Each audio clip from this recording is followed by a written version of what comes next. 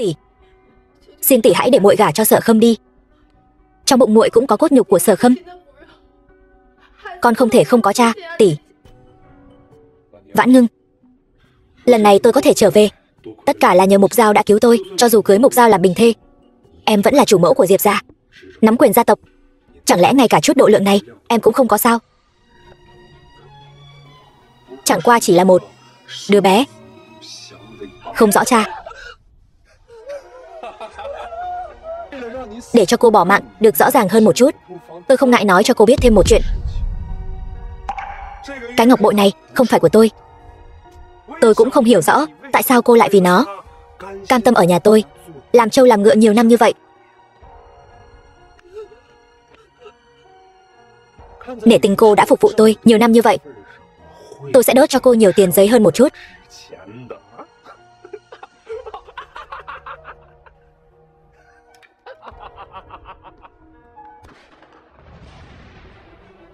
Tôi sai rồi, Diệp Sở Khâm. Nếu có kiếp sau, tôi nhất định khiến Diệp gia các người tan nhà nát cửa, khiến cho anh và người đàn bà Sở Mục Giao kia không được bỏ mạng một cách tử tế. Diệp Sở Khâm, anh cố ý dùng thân phận thành ca để lừa tôi, gạt tôi, lấy mạng tôi, hại cả nhà tôi. Kiếp này, tôi nhất định khiến anh và Sở Mục Giao phải trả giá gấp trăm lần. Phu quân hà tất phải như vậy? Nếu Sở tiểu thư là ân nhân cứu mạng của phu quân, vậy chính là ân nhân cứu mạng của Vãn Ngưng. Chỉ là cưới bình thê thì sao có thể bày tỏ được lòng cảm kích đây chứ? Như vậy đi, mùng 8 tháng sau là một ngày tốt lành. Đến lúc đó em sẽ trang điểm cho tiểu muội, để tiểu muội hiên ngang gả cho Diệp gia. Vãn Ngưng không hổ là tiểu thư khuê các, thật là người hiểu chuyện. Sở thị, còn không mau cảm ơn Vãn Ngưng. Cảm ơn tỷ. Kiếp trước, vào ngày đại hôn của tôi, cô vu oan tôi có ý đồ với người khác, khiến tôi trở thành trò cười. Lần này tôi mới là người nắm giữ thế cờ. Phu nhân, canh của lão phu nhân đã nấu xong rồi. Mẹ, gần đây người ngủ không ngon. Con dâu đặc biệt dùng nhân sâm trăm năm, còn có tuyết liên quý hiếm, hầm cho người món canh xương, người nếm thử đi. Kiếp trước tôi đối đãi với bà như mẹ ruột, cũng nhẫn nhịn việc bà đã chèn ép tôi như thế nào. Tốt, vẫn là Vãn Ngưng hiểu tôi nhất. Tỷ, hay là để muội đến hầu hạ mẹ đi, cũng để muội làm quen trước. Đợi sau này muội gả vào nhà rồi, sẽ do muội hầu hạ mẹ dùng bữa. Dù sao thì những khuê nữ như tỷ chắc chắn là không quen hầu hạ người khác đâu nhỉ. Sở Mục Giao, người cười cuối cùng mới là người chiến thắng.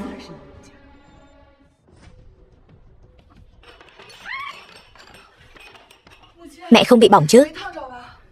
Tiểu muội này giờ đang mang cốt nhục của Diệp gia, là công thần của Diệp gia chúng ta. Mẹ ngàn vạn lần đừng trách tội muội ấy. Cô quả nhiên là xuất thân thấp kém, khó mà lên được đại sảnh đường. Như vậy mà còn muốn ngày ngày hầu hạ tôi, tay chân vụng về, sau này chẳng phải là sẽ làm tổn thọ của tôi sao? Mẹ đừng nổi giận, là con dâu suy nghĩ không chu toàn. Tiểu muội này là con gái nhà quê, không hiểu lễ nghĩa. Chỉ là đáng tiếc, tuyết liên thượng hạng này con dâu tìm rất lâu mới thấy, giờ bị đổ đi thế này, thật là lãng phí mấy trăm lượng bạc. Sở thị, cô xem cô làm cái trò gì vậy? Còn chưa gả vào đã phá của như vậy, giữ cô lại có ích gì? Không phải con mà, cô còn dám cãi?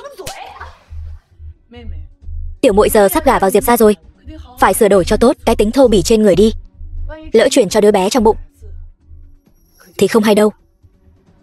Phu quân, em nói có đúng không? Không phải em đâu Sở Khâm, là do cô ta. Mục Giao, đừng làm ầm ĩ nữa. Chuyện này vốn dĩ là do em làm sai, sao có thể trách cứ lên đầu Vãn Ngưng được. Thôi được rồi, hôm nay bát canh này đổ thì đã đổ rồi, để lát nữa con bảo Bích Ngọc làm lại một bát là được. Có điều là tiểu muội đừng có lãng phí đồ đạc nữa.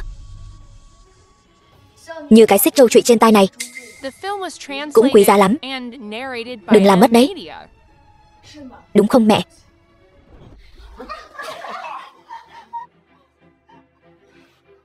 Cầm lấy những thứ quý giá như vậy, phải giao cho người như con, người biết giữ gìn, hiểu lễ nghi như chính thất đây, để bảo quản. Đây là Sở Khâm, mẹ nói phải. Chỉ là tiểu muội này quy củ còn chưa học xong, ngày đại hôn Nếu mà đi từ cửa chính vào, sợ là sẽ làm mất mặt Diệp gia.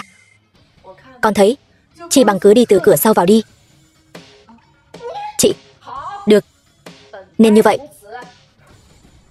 Kiếp trước, người đời chỉ biết Sở Mục Giao là vợ của Diệp gia, không ai thương xót tôi, Tạ Vãn Ngưng. Lần này, tôi muốn ngày đại hôn của cô trở thành ác mộng cả đời của Sở Mục Giao cô.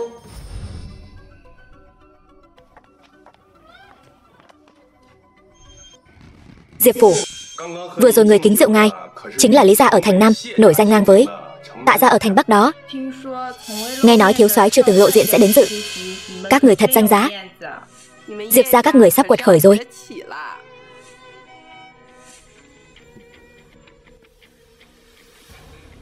Phu quân, em đi kính tỷ một ly. Vẫn là em hiểu chuyện, chúng ta cùng đi thôi.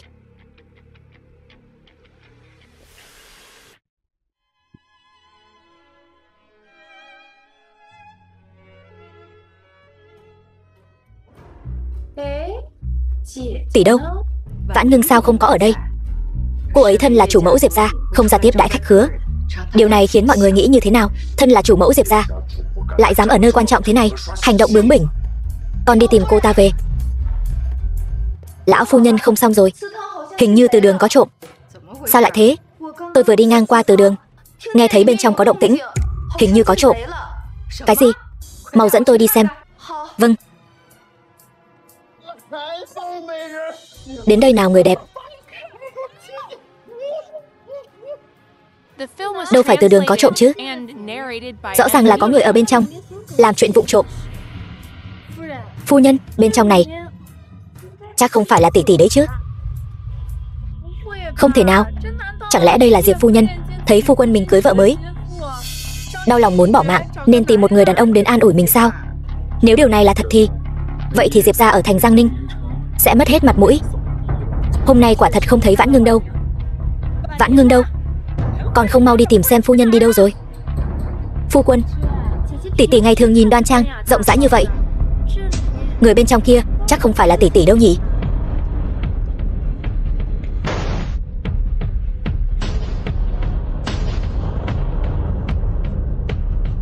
Sao mọi người lại ở đây?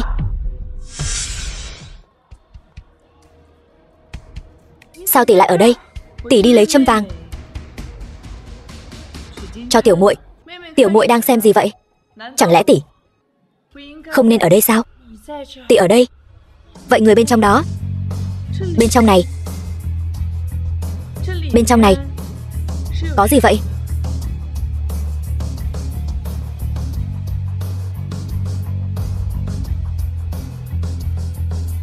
Sở Mục Giao,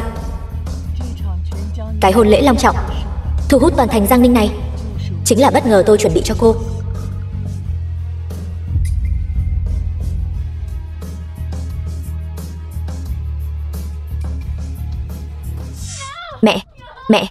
Mẹ, người này đẹp hơn. Người đâu? Lôi xuống đánh bỏ mạng. Mẹ mau tỉnh lại đi. Sao mẹ lại ở đây? Mẹ, Sở Mục Giao, có phải cô nên cho tôi một lời giải thích không?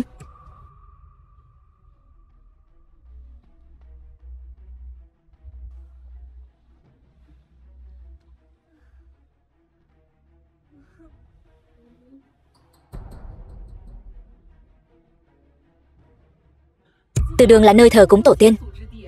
Người này lại ở từ đường làm chuyện dơ bẩn. Bà ta là ai vậy? Tôi vừa mới nghe Tân Nương gọi bà ta là mẹ. Chẳng lẽ là mẹ vợ của Diệp gia? Phu nhân này thật là to gan, lại làm bậy ở từ đường.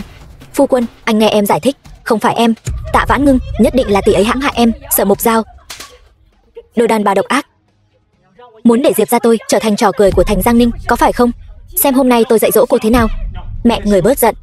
Mục Giao đang mang thai, chuyện này cần phải điều tra rồi mới kết luận. Mẹ, chắc chắn có hiểu lầm trong chuyện này. Mẹ, là tỷ ấy, Tạ Vãn Ngưng, nhất định là tỷ ấy hãm hại con. Mẹ, là tỷ hãm hại con, là tỷ ấy. Cơm có thể ăn bậy, lời không thể nói lung tung. Cô có chứng cứ gì chứng minh là tôi hãm hại cô?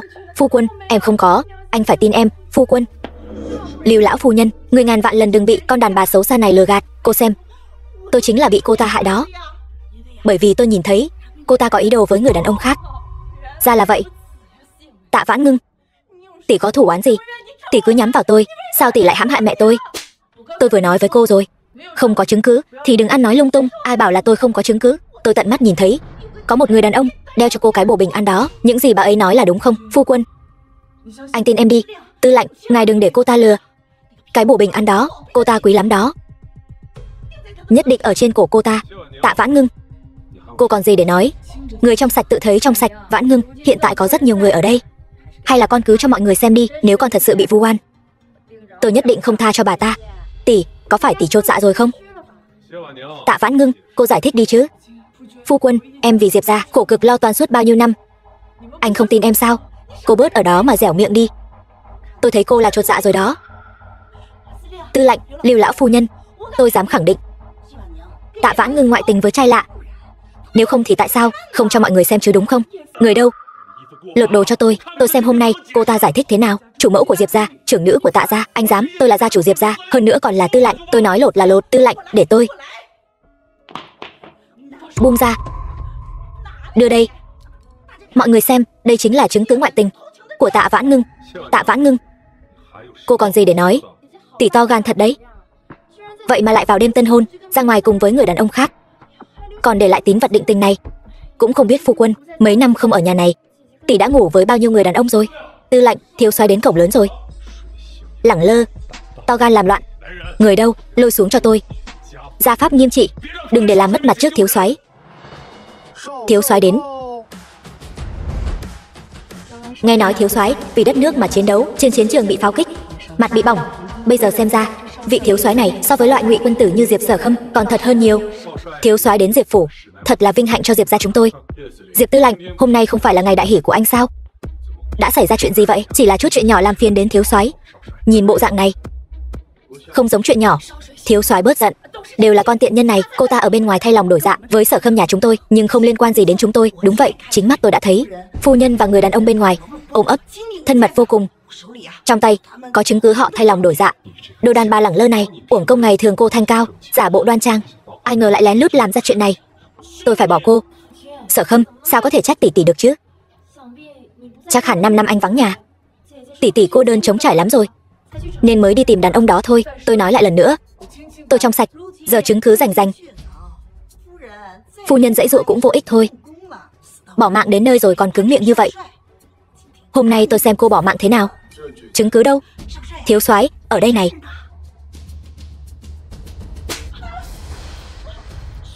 Thiếu soái, sao anh lại đánh tôi? Cô có biết bồ bình an này ai tặng không? Chẳng phải là do người đàn ông bên ngoài của Tạ Vãn Ngưng tặng sao? Cái bổ bình an này là tôi tặng cho cô ấy. Hôm đó tôi xin thiếu soái đến đây, thiếu soái đặc biệt đưa cho tôi. Lúc đầu tôi nghe nói chồng sắp về nhà, liền nghĩ đi xin cho anh ấy một cái bổ bình an. Thật không ngờ lại có người dám công khai vu khống chủ mẫu của Diệp gia. Chuyện này không thể nào, tôi rõ ràng đã thấy cô ta. Đủ rồi, đàn bà nhà quê không hiểu quy củ. Diệp gia này cũng không phải nơi cô có thể làm càn. Tôi đã nói rồi mà, Vãn Ngưng xuất thân từ danh gia vọng tộc, tuyệt đối sẽ không làm ra chuyện dơ bẩn như vậy. Xuân Nương công khai làm bậy ở từ đường Diệp gia trước, rồi Sở Mục Giao lại vu khống tôi. Người đâu? Lập tức đuổi Xuân Nương ra khỏi Diệp phủ, giáng Sở Mục Giao xuống làm thiếp. Phu quân, anh giúp em với. Phu quân, Vãn Ngưng, Diệp tư lệnh, đây là chuyện nhà của anh, tôi không tiện nhúng tay. Lưu đề đốc sắp đến, nhậm chức ở Giang Ninh. Tôi vốn định đề bạt anh làm thiếu tá kinh phủ, nhưng xem ra bây giờ anh ngay cả chuyện trong phủ cũng không giải quyết được, e là khó đảm đương việc quân sự. Cái này, thiếu soái, Tạ tiểu thư, cảm ơn cô đã mời tôi đến uống rượu mừng, nhưng có lẽ Tạ tiểu thư phải uổng công phí tâm cho Diệp gia rồi. Chúng ta đi. Thiếu soái, phu quân, anh giúp em với. Em không muốn làm thiếp, anh đã hứa với em rồi mà. Cầm miệng. Nếu không phải tại cô, hôm nay ta đã có thể kết giao với thiếu soái rồi. Con đường trỗi dậy của Diệp gia ta đều hủy trong tay cô. Người đâu? Đưa Sở Mục Giao xuống. Sủng ái của Diệp Sở Khâm chẳng qua chỉ là cát trong tay, cô càng muốn nắm chặt, nó càng rơi nhanh hơn thôi. Sở Mục Giao, đây mới chỉ là món khai vị thôi, kịch hay còn ở phía sau.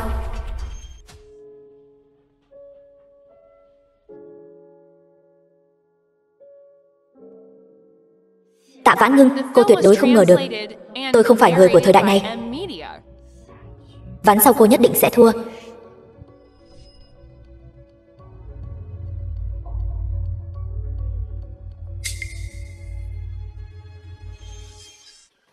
Cô tìm tôi có việc gì?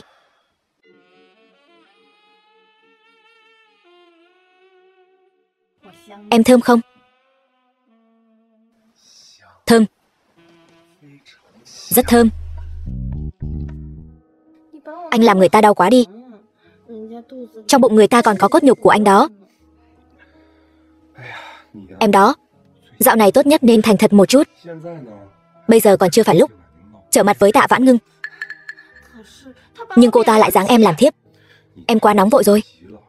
Giờ anh ra ngoài, mọi việc đều cần tài lực và nhân lực của Tạ gia. Em nên tránh mặt cô ta một chút. Nếu em có cách giúp anh thì sao? Em có cách gì? Cái này gọi là nước hoa. Phạm vi tỏa hương rộng, giữ hương lâu, thời gian bảo quản dài. Ở quê nhà của chúng ta, nó được rất nhiều người yêu thích. Đến lúc đó chúng ta biếu mỗi vị phu nhân một ít. Nếu họ hài lòng, chúng ta có thể quảng bá khắp thành. Đến lúc đó kiếm được tiền rồi, anh có thể thoát khỏi Tạ gia. Mục Giao, em đúng là cánh tay phải đắc lực của ta. Tạ Vãn Ngưng, chúng ta cứ chờ xem. Chủ mẫu của Diệp gia chỉ có thể là tôi. Sảnh chính Diệp gia. Gần đây, những quý phu nhân ở thành Giang Ninh gặp tôi ai nấy đều tươi cười đón chào. Ai nấy đều cầu xin hỏi tôi mua nước hoa. Phải biết rằng họ là những người giỏi xu nịnh nhất. Trước đây đều không thèm để ý đến Diệp gia chúng ta. Bây giờ, loại nước hoa này được các phu nhân vô cùng yêu thích. Nếu có thể quảng bá nó khắp thành phố, vậy nhất định có thể gây bão cả thành Giang Ninh. Mục Giao, lần này con lập được đại công rồi. Con bây giờ còn đang mang thai, đừng để bị mệt đấy nhé. Đúng vậy. Người xem tiểu muội con giỏi giang như vậy, sao không lấy ra sớm hơn? Khiến phu quân luôn dùng đồ cưới của con, khiến cả thành Giang Ninh đều chê cười anh. Tỷ, đây chỉ là những gì mới có gần đây thôi. Được rồi. Sở Khâm, con định làm gì tiếp theo? Mẹ, con đã nói chuyện với nhạc phụ rồi. Chỉ cần con có thể ở dạ tiệc mùa xuân, nhận được sự công nhận của hội trưởng Kim, ông ấy sẽ đầu tư 3.000 đại dương để con tiến hành quảng bá toàn thành phố. Đến lúc đó, Diệp gia chúng ta nhất định có thể nhảy vọt trở thành người giàu nhất Giang Ninh. Vãn Ngưng gả cho con đã 5 năm rồi. Từ ngày tân hôn, con đã bị triệu tập đến chiến trường. Đến giờ vẫn chưa ở chung phòng với Vãn Ngưng. Bây giờ con đã về rồi, cũng nên đến chỗ cô ấy nhiều hơn, sớm ngày sinh cho Diệp gia ta một đứa con trai đích tôn. Vâng. Phu nhân, người không biết con hồ ly tinh kia quá đáng đến mức nào đâu. Hôm nay đồ mà Lưu Đề đốc tặng đến, cô ta lấy đi hết. Cậu chủ này cũng thật là chiều cô ta quá đi. Được rồi Bích Ngọc, lại đây.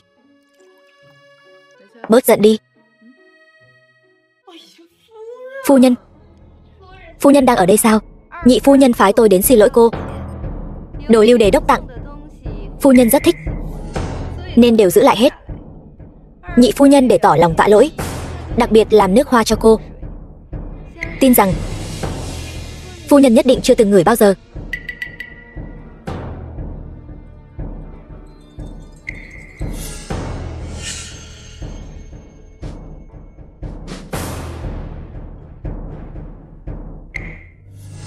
Cô ta lại biết dùng cả. Dạ Hưng, nhị phu nhân nhà cô thật đúng là có lòng. Nhị phu nhân nói rồi, con cái nhà Diệp gia nhất định phải từ bụng của nhị phu nhân chui ra. Phu nhân nhà cô là loại gì? Chỉ là một thiếp thất mà thôi, còn vọng tưởng leo lên đầu chính thê. Cô không sợ phu nhân nhà chúng tôi bán quách cô ta đi sao? Tư lệnh là trời của Diệp gia, phu nhân là người Tạ gia thì sao chứ? Ở cái hậu trạch này, sự sủng ái của phu quân mới là quan trọng nhất. Vậy sao? Liên Kiều, cô là con cháu của Diệp gia, từ nhỏ đã đi theo phu quân lớn lên. Nếu tôi nhớ không nhầm, cô ở bên cạnh Sở Mục Giao cũng là muốn gặp phu quân nhiều hơn, để nhân cơ hội đó mà leo lên thôi. Tôi không có. Đừng căng thẳng mà. Cô xem cô kìa, cũng có vài phần nhan sắc, cứ lãng phí ở bên cạnh Sở Mục Giao như vậy, tôi nhìn mà thấy tiếc. Sở Mục Giao, một người đàn bà xuất thân nghèo khó mà cũng có thể làm thiếp. Tại sao cô lại không thể? Hơn nữa, tôi còn có thể giúp cô. Tối nay Diệp Sở Khâm đến phòng tôi. Cơ hội thoáng qua là mất đấy. Tự mình nắm bắt lấy. Bích Ngọc.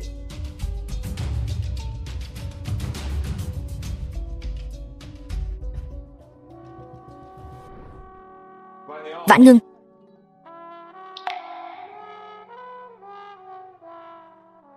Sao lại là cô ở đây? Vãn Ngưng đâu? Phu nhân thân thể không khỏe.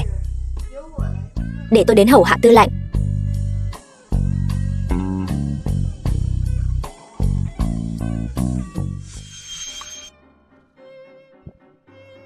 Tỷ sao rảnh rỗi đến tìm muội vậy? Không phải hầu hạ phu quân sao? Tôi đến để cảm ơn tiểu muội tặng nước hoa đấy. Mùi xạ hương này sao? Tôi rất thích. Tỷ sao có thời gian đến cảm ơn muội vậy? Chắc hẳn là phu quân cũng không muốn chạm vào tỷ đâu nhỉ? Dù sao tỷ cũng nhờ gia thế Tạ gia mà trở thành chính thê trên danh nghĩa của phu quân. Còn tôi là người đã cứu mạng phu quân, lại còn là tri kỷ của anh ấy, còn có thể mưu lợi cho Diệp gia. Tôi đây mới là chính thê thật sự trong lòng phu quân. Tình yêu của anh ấy cũng chỉ thuộc về mình tôi. Cô chắc chắn tình yêu của anh ta chỉ thuộc về cô thôi chứ? Ý cô là gì? Tiểu muội nói đúng. Anh ta thật sự sẽ không chạm vào tôi, nhưng anh ta đã hứa với cô là không chạm vào người khác chưa? Không, anh ấy sẽ không làm vậy. Vậy thì giờ phút này, người trong phòng tôi không phải là tôi, cũng không phải là cô. Vậy người đang cùng anh ta làm chuyện đó trên giường sẽ là ai đây? Không, không, anh ấy sẽ không. Nếu anh ấy thật sự thâm tình như vậy, sao Tư Lạnh phủ lại có thêm một người như cô chứ? Những lời thề non hẹn biển ngọt ngào của đàn ông chẳng qua cũng chỉ như lọ nước hoa này, hương thơm nồng nàn quyến rũ khắp nơi mà thôi. Đạo lý này vẫn là tiểu muội dạy tôi đó. Nhưng không sao, bây giờ đến lượt tỷ dạy cho muội. Nhất định sẽ khiến muội khắc cốt ghi tâm.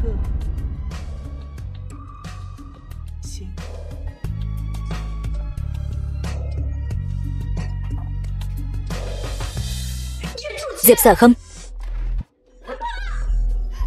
Mục Giao, đừng làm loạn nữa.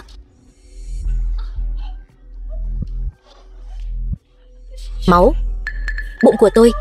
Em không sao chứ Mục Giao? Đại phu, thai nhi của phu nhân không sao, nhưng thân thể phu nhân vốn đã suy yếu, vẫn có khả năng bị sảy thai. Sau này phải cẩn thận hơn mới được. Cứ theo đơn thuốc đã sắc, uống vào là được. Được, lui xuống đi. Vâng.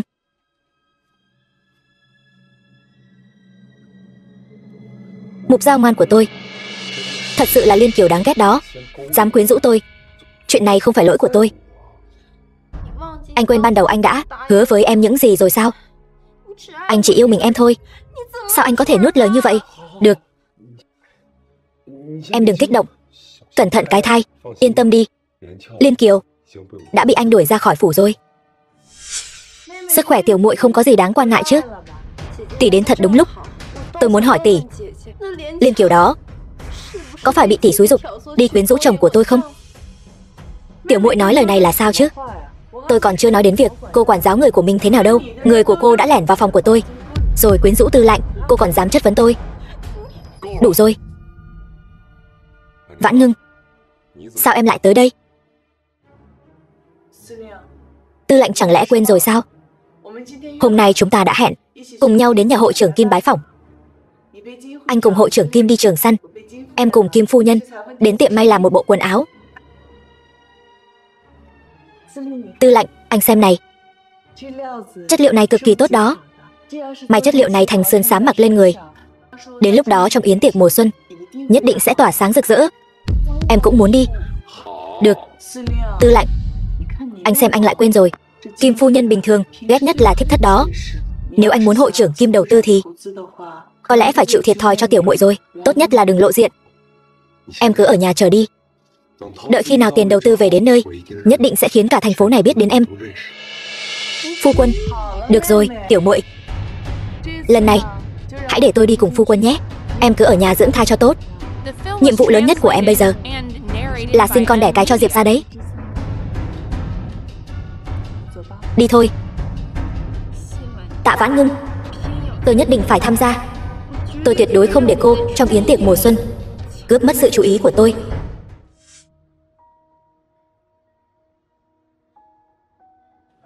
Vãn Ngưng, anh có ngày lành rồi. Chưa thấy em ăn diện đẹp như vậy bao giờ. Tư lệnh nói vậy là sao? Cứ như là bao nhiêu năm nay ở nhà vậy. Thân thể tiểu muội bây giờ còn chưa khỏe hẳn, tư lệnh nên dành nhiều thời gian hơn ở bên cạnh tiểu muội mới phải. Anh biết rồi. Dạo gần đây Mục Giao tùy hứng chắc chắn đã làm em tủi thân, nhưng em yên tâm đi. Đợi yến tiệc mùa xuân qua, nước hoa của anh được hội trưởng công nhận, nhất định sẽ bù đắp cho em thật tốt. Buổi tối anh đến phòng em có được không? Tư lệnh, chúng ta đều là người một nhà, có gì mà tủi thân hay không tủi thân. Chỉ là tiểu muội này bây giờ thân thể vẫn chưa khỏe hẳn. Tư lệnh nên dành nhiều thời gian hơn ở bên tiểu muội mới phải chứ. Anh yên tâm đi, cha em nhất định sẽ ở yến tiệc mùa xuân hết lòng tiến cử nước hoa của tiểu muội với hội trưởng Kim. Anh biết ngay mà, em là người hiểu chuyện nhất. Đôi giày này rất hợp với em, nhất định sẽ khiến mọi người ngạc nhiên. Cảm ơn tư lệnh. Vậy anh đi chuẩn bị xe ngựa trước. Đợi khi em chuẩn bị xong, chúng ta cùng nhau xuất phát. Được.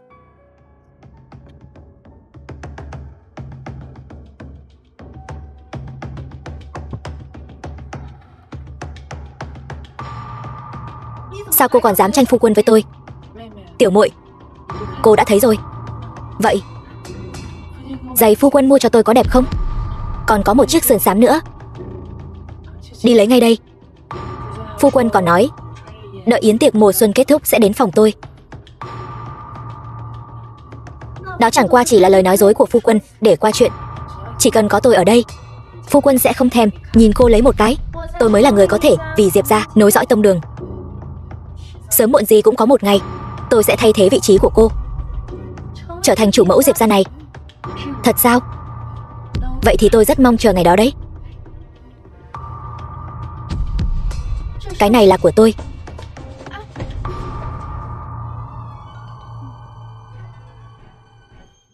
Hiện trường yến tiệc mùa xuân đều nhờ có cha chịu đứng ra làm mối. Chỉ cần có thể nhận được sự công nhận của hội trưởng Kim và Kim phu nhân, vậy thì Tạ gia và Diệp gia chúng ta nhất định có thể lên một tầm cao mới. Vậy thì em xin chúc mừng tư lệnh trước, mong ước thành sự thật.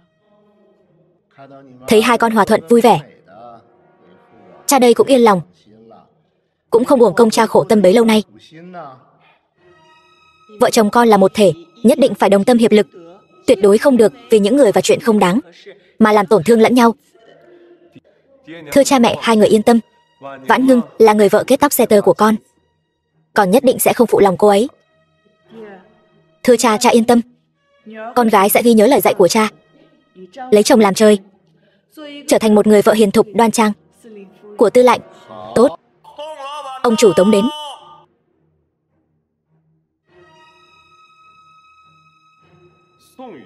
Tống Tự Bạch, sao cậu lại đến đây?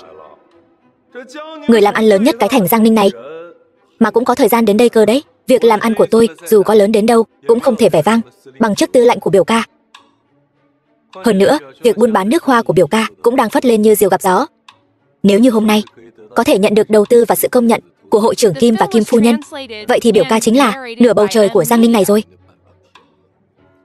Cậu nói vậy cũng không sai. Việc làm ăn dù lớn đến đâu thì sao chứ? Tư lệnh tôi có chức vụ chính thức, làm ăn buôn bán chẳng qua chỉ là thêm hoa trên gấm mà thôi, là thứ mà cậu căn bản không thể so sánh được. Dù sao thì cậu cũng chỉ là một con cẩu của thiếu soái mà thôi. Hội trưởng cùng phu nhân đến.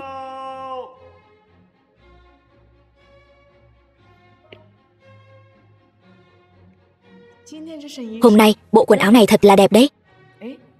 Bộ sườn xám chúng ta mới may hôm trước, sao hôm nay không mặc? Thôi đừng nói nữa, Người hầu nói trên đường mang đến thì bị người ta cướp mất rồi. Cả đôi giày mà cô tặng cho tôi nữa. Nếu để tôi tìm được kẻ trộm đó, nhất định sẽ khiến nó sống không yên thân. Tư lệnh, người này là ai vậy? Sao lại xinh đẹp đến thế? Đúng vậy, đây là người của nhà ai vậy? Phu nhân. Bộ sườn xám này của cô.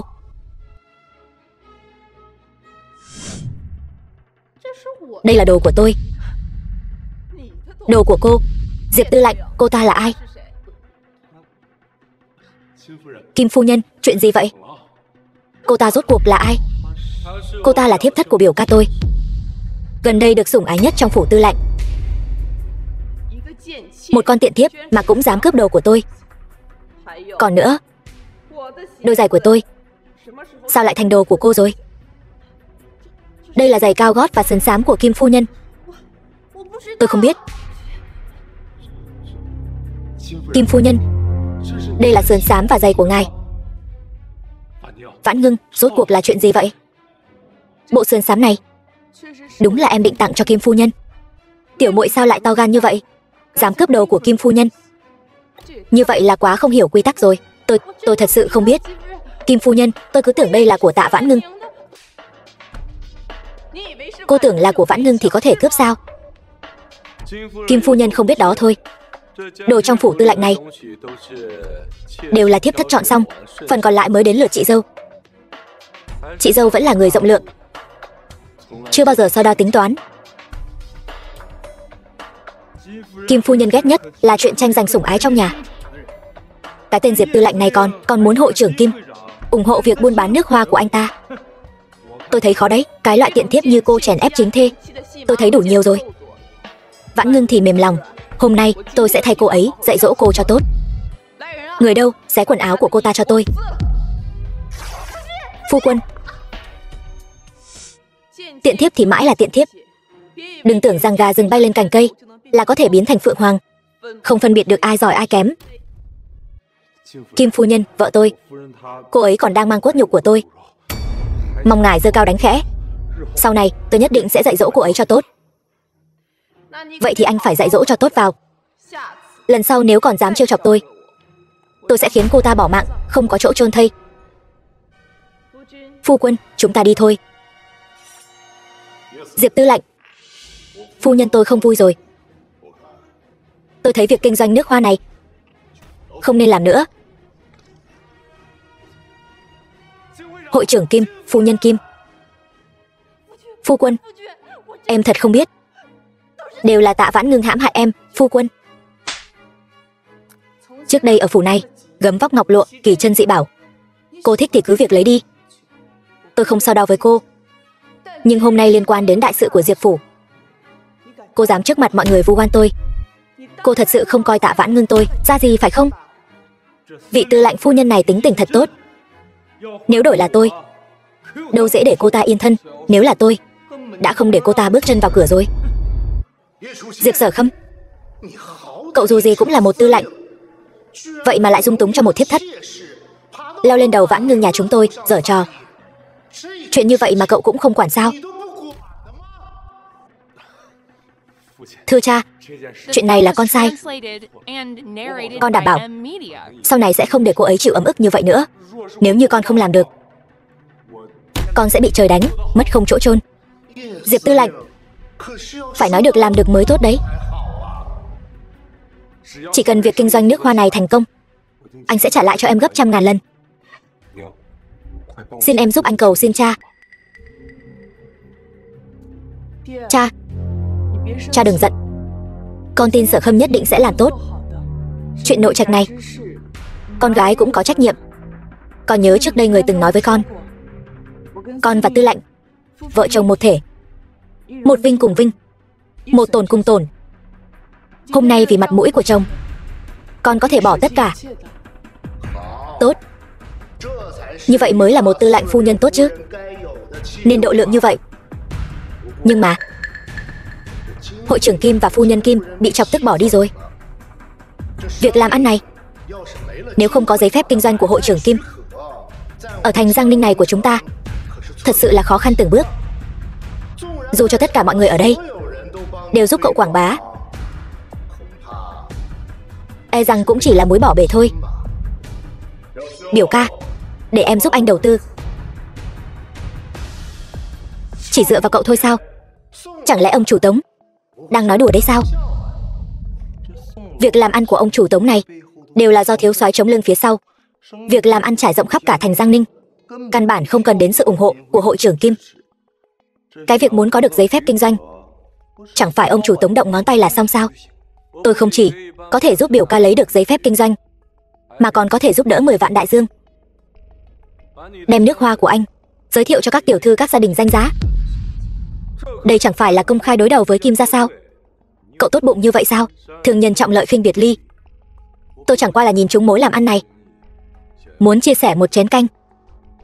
Nếu như sau này việc làm ăn của biểu ca rất có lời, chia cho tôi 20% lợi nhuận thì sao?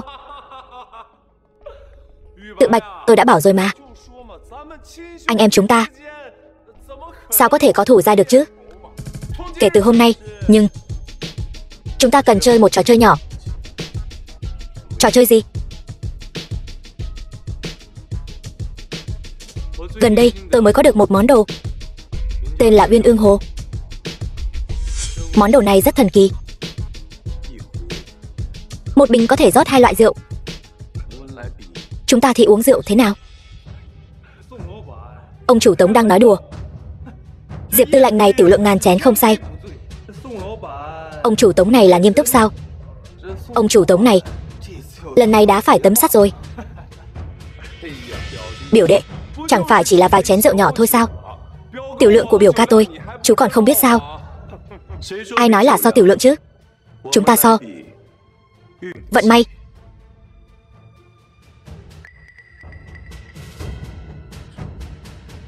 Đây là cái gì? Đây là kịch độc trên đời, Hạc Đình Hồng. Không màu không mùi không thuốc giải. Ông chủ Tống điên rồi. Đó chính là kịch độc Hạc Đình Hồng đó. Chuyện này sẽ bỏ mạng người đó.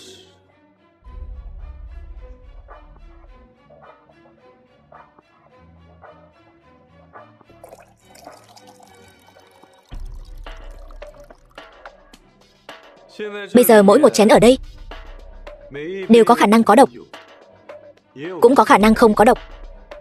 Chúng ta cứ việc đánh cược, ai uống phải rượu độc thì người đó thua, thế nào? Tống Tự Bạch, cậu.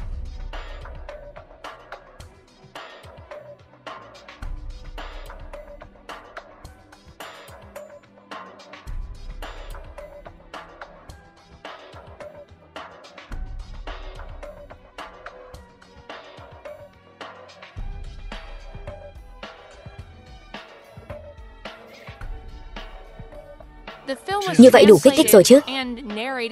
Biểu ca, đến lượt anh rồi.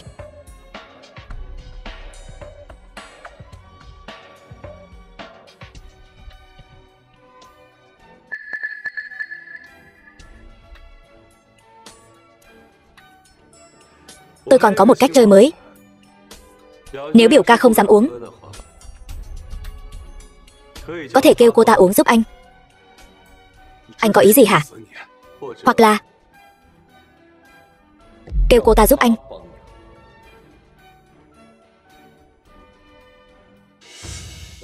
Biểu ca, ly rượu của biểu ca có thể có độc, cũng có thể không có độc.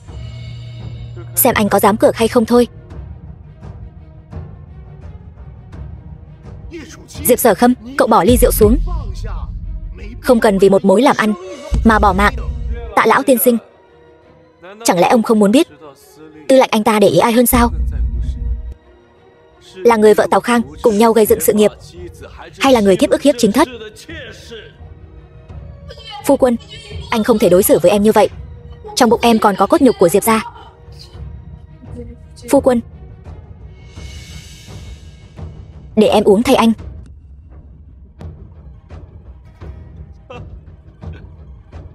Tạ tiểu thư thật là can đảm. Biểu ca, anh còn chờ gì nữa? Mau để Tạ tiểu thư uống đi. Tay của anh sao run dữ vậy? Vãn Ngưng, con đang làm chuyện ngốc nghếch gì vậy? Không được uống. Diệp Sở Khâm, chẳng lẽ vì lợi ích của bản thân cậu, ngay cả tính mạng của Vãn Ngưng cậu cũng không màng sao? Đúng vậy, Diệp Sở Khâm, cậu mau bỏ ly rượu xuống đi. Mẹ, Diệp gia bây giờ cần Tống công tử. Con là chủ mẫu Diệp gia, cùng phu quân đồng tâm hiệp lực. Đây đều là những gì con nên làm. Vãn Ngưng, con đừng làm loạn. Như vậy thật sự sẽ bỏ mạng đó. Không có gì quan trọng bằng tính mạng cả. Biểu ca, anh mau đưa ly rượu này cho Tạ tiểu thư uống đi. Bất kể ly rượu này rốt cuộc có độc hay không, anh cũng sẽ không bỏ mạng. Mau chóng quyết định đi. Tống Tự Bạch, cậu căn bản không phải là thành tâm muốn giúp tôi, có phải không? Cậu chỉ là muốn nhìn tôi từng bước một nhà tan cửa nát. Tôi nói cho cậu biết, cậu sẽ không được như ý đâu. Tôi bỏ ra 100 vạn đại dương. Biểu ca, chén rượu này bất kể là anh uống hay là Tạ tiểu thư uống, anh đều có thể có được 100 vạn này. Dù làm ăn thành hay không, anh đều chắc chắn có lời. Nếu anh cứ thế từ bỏ thì sẽ không có gì cả. Diệp Sở Khâm, cậu đừng nghe hắn. Vãn Ngưng là vợ của cậu đó. Cha, người quên người từng dạy con rằng đã gả vào Diệp gia thì phải để phu quân làm trời. Bây giờ có thể khiến Diệp gia lên một tầng cao mới. Con nguyện hy sinh tất cả vì phu quân. Đưa rượu cho em. Nếu biểu ca không dám cược thì có thể đem ly rượu nhẹ nhàng đặt vào tay Tạ tiểu thư. 100 vạn này vẫn là của anh. Phu quân, đưa cho em.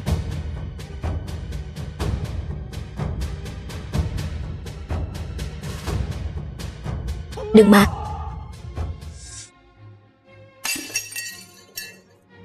Biểu ca, anh thua rồi. Vãn Ngưng, sao con ngốc thế? Sao con lại đem tính mạng của mình ra đùa thế? Chúng ta chỉ có mình con là con gái. Nếu con có mệnh hệ gì, cha và mẹ con phải làm sao đây? Đồ súc sinh nhà cậu. Vãn Ngưng là vợ của cậu. Cậu vậy mà vì một món làm ăn muốn đem tính mạng của Vãn Ngưng ra giao dịch. Cha, con sai rồi. Con không cố ý. Con sai rồi cha, câm miệng. Lúc đầu con gái tôi hạ giá gả cho cậu. Cậu đáng lẽ nên biết đủ. Cậu để một con thiếp leo lên đầu con gái tôi tác vai tác quái. Tôi cũng là mắt nhắm mắt mở cho qua.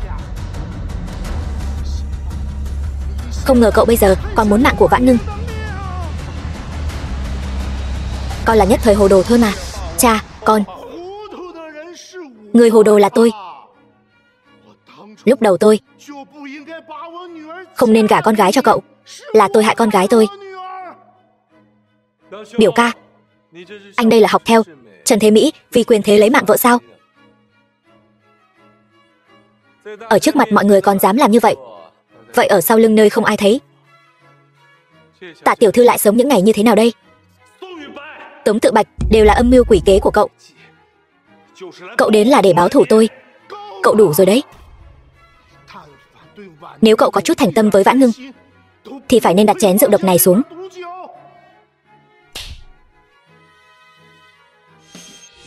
Cậu đúng là một người đàn ông tồi tệ. Tôi chỉ có một đứa con gái này, là viên Minh Châu trong lòng bàn tay của Tạ gia tôi. Cậu không những không trân trọng, cậu còn muốn lấy mạng của nó. Con gái là mẹ sai rồi. Mẹ đáng lẽ nên đồng ý cho con hòa ly. Tạ gia chúng ta không cần để con gái làm vật hy sinh cho lợi ích. Đi thôi, mẹ đưa con về nhà. Tạ Chi tôi hôm nay tuyên bố, Tạ gia tôi và Diệp gia từ nay ân đoạn nghĩa tuyệt. Từ hôm nay trở đi không còn liên quan gì nữa. Con gái ta cũng sẽ cùng Diệp Sở Khâm hòa ly. Tạ Chi tôi hôm nay nói thẳng ở đây, ai mà dám giúp Diệp gia cậu ta chính là đối đầu với Tạ gia tôi. Nếu đã như vậy, vậy tại hạ xin phép cáo từ trước. Xin cáo từ. Cha, đừng đi mà. Cha, con xin cha. Con biết con sai rồi, cha ngàn vạn lần đừng để Vãn Ngưng hòa ly với con mà. Cha, con sai rồi. Chúng tôi không có khả năng trèo cao như Diệp Tư lệnh đây. Phu quân, đừng cầu xin ông ta. Không cần cầu xin ông ta, em có thể giúp anh, phu quân. Đều tại cô, cái đầu tiện nhân.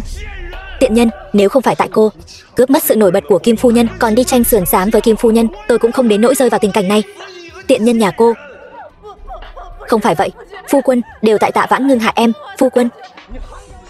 Tự cô không biết rõ vị trí của mình, một lần rồi lại 2-3 lần khi dễ cô ấy, sỉ nhục cô ấy, cô đúng là đồ đàn bà, trơ trẽn vô liêm sỉ. Phu quân, đừng đi mà. Phu quân, cứu lấy con của chúng ta. Thấy chưa? Đây chính là người đàn ông mà cô yêu đó. Tạ Vãn Ngưng, đều tại cô hãm hại tôi. Đều tại cô khiến tôi bị phu quân ruồng bỏ. Nhất định sẽ không tha cho cô đâu. Tôi muốn cô sống không yên ổn. Khiến tôi sống không yên ổn. Cái thế giới mà cô sống hình như cũng chẳng có gì cao minh hơn nhỉ? Ý gì? Cô đến từ tương lai, từng thấy vô số núi và biển, cho nên tôi vẫn luôn không hiểu, với một người như vậy, vì sao cam tâm bị giam cầm trong cái nơi chỉ thấy 4 bức tường như này, trở thành một người phụ nữ của một người đàn ông như vậy. Sao cô biết nhiều như vậy? Rốt cuộc cô là ai? Tôi là ai sao? Tôi là Tạ Vãn Ngưng, một Vãn Ngưng từng bị các người hại bỏ mạng. Đáng tiếc thật, cô sẽ không còn cơ hội lấy mạng tôi nữa đâu. Bởi vì cô thua thảm hại rồi.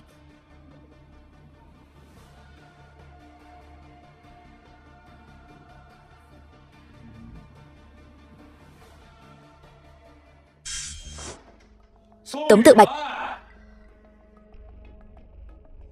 biểu ca đến đây, có việc gì? Cậu còn nhớ ngọc bội này không? Năm đó cậu đã liều mạng muốn tìm nó cho bằng được. Năm đó anh thừa lúc tôi bị cảm lạnh mà trộm nó đi, giờ còn dám vác mặt đến khoe khoang trước mặt tôi. Vậy cậu còn nhớ không? Ngọc bội này còn có một nửa nữa. Anh nói gì? Mục đích hôm nay tôi đến đây là muốn nói cho cậu biết, tôi biết nửa còn lại của ngọc bội ở trong tay ai rồi. Anh gặp người đó rồi. Đương nhiên rồi. Người đó ở đâu? Thế này đi, cậu đưa cho tôi 100 vạn đại dương, tôi sẽ nói cho cậu biết người đó là ai. Người đó ở đâu? Anh tin tôi lấy mạng anh không? Đừng kích động như vậy chứ. Nếu tôi bỏ mạng thì cả đời này cậu đừng hòng biết được nửa còn lại của ngọc bội ở trong tay ai. Hơn nữa, 100 vạn đại dương này đổi lấy một chuyện quan trọng như vậy, đối với cậu mà nói không lỗ. Hơn nữa 100 vạn đối với cậu mà nói cũng không phải là chuyện khó khăn gì.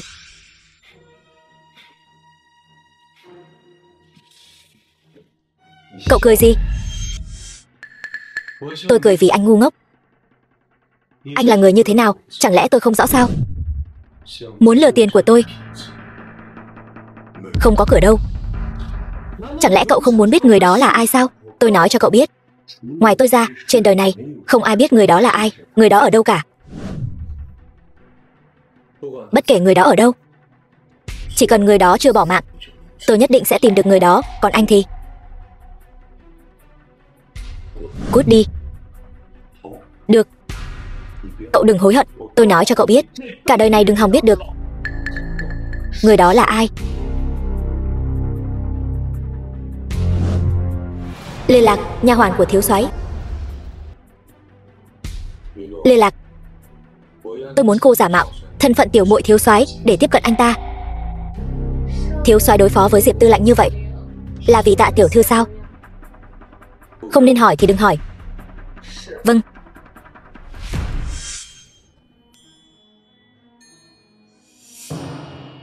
Không phải là Diệp Tư lệnh sủng thiếp Diệp thế sao? Nghe nói muốn làm ăn, bị thiếp thất trong phủ phá đám rồi. Hơn nữa còn đắc tội với hội trưởng Kim nữa. Đáng đời. Tư lệnh thất thế lại muốn dựa vào làm ăn để đổi đời. Tôi xem ai còn dám bàn chuyện hợp tác.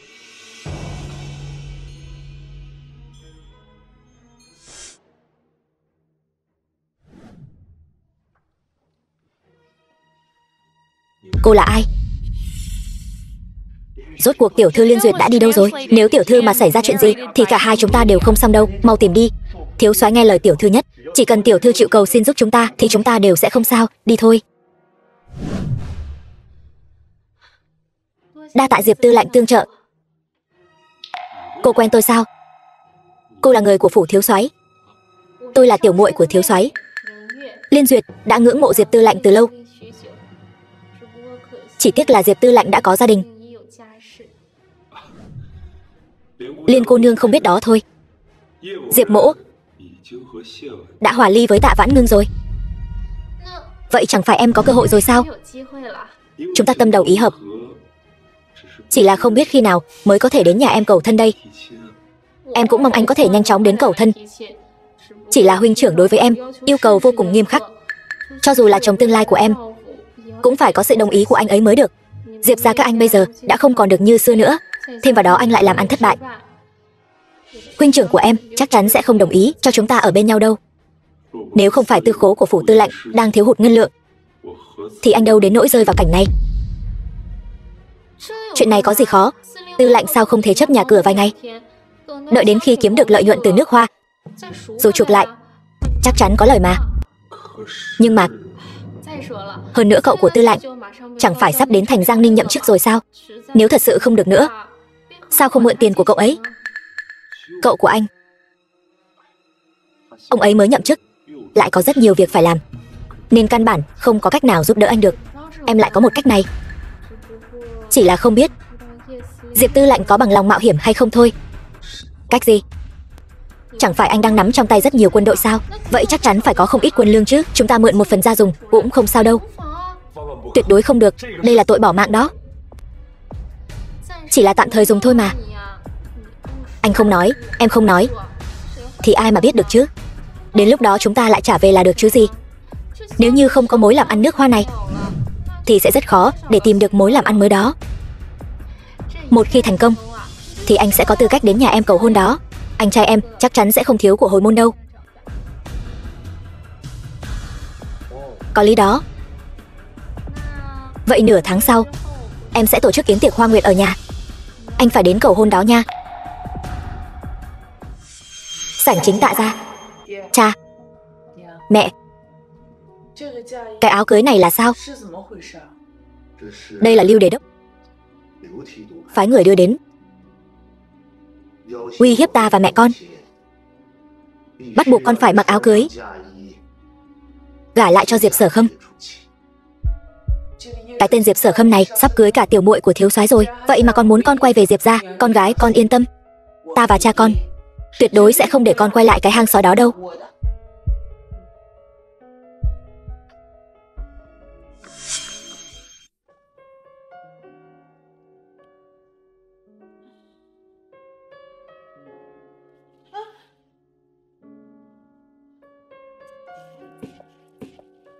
Khi nào thì anh mới có thể đường đường chính chính đi cửa chính một lần vậy hả?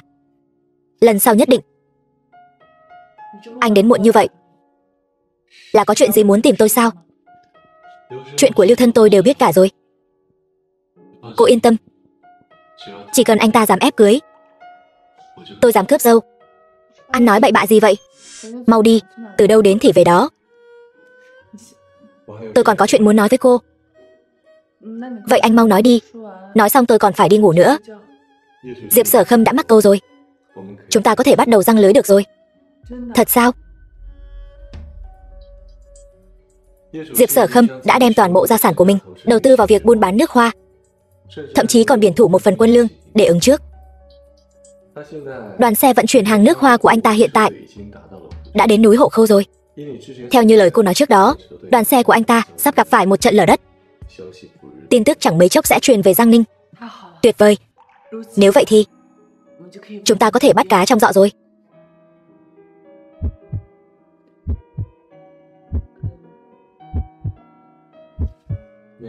Cái đó Cô nghỉ ngơi cho khỏe. Chuẩn bị nhanh đón trận chiến cuối cùng của cô.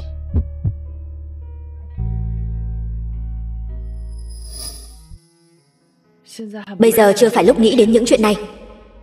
Diệp Sở Khâm, ân oán giữa tôi và anh đến tiệc Hoa Nguyệt 3 ngày sau sẽ giải quyết tất cả.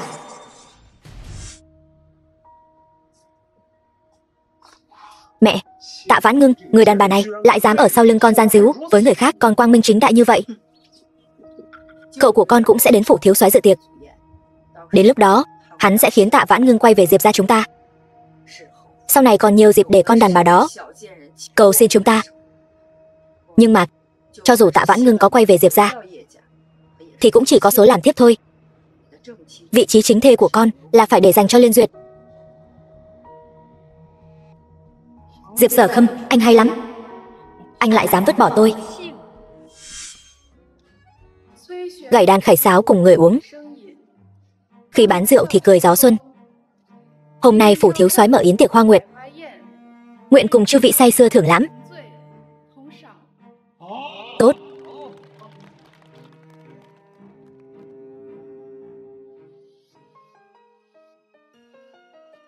Bây giờ nhân vật chính còn chưa xuất hiện.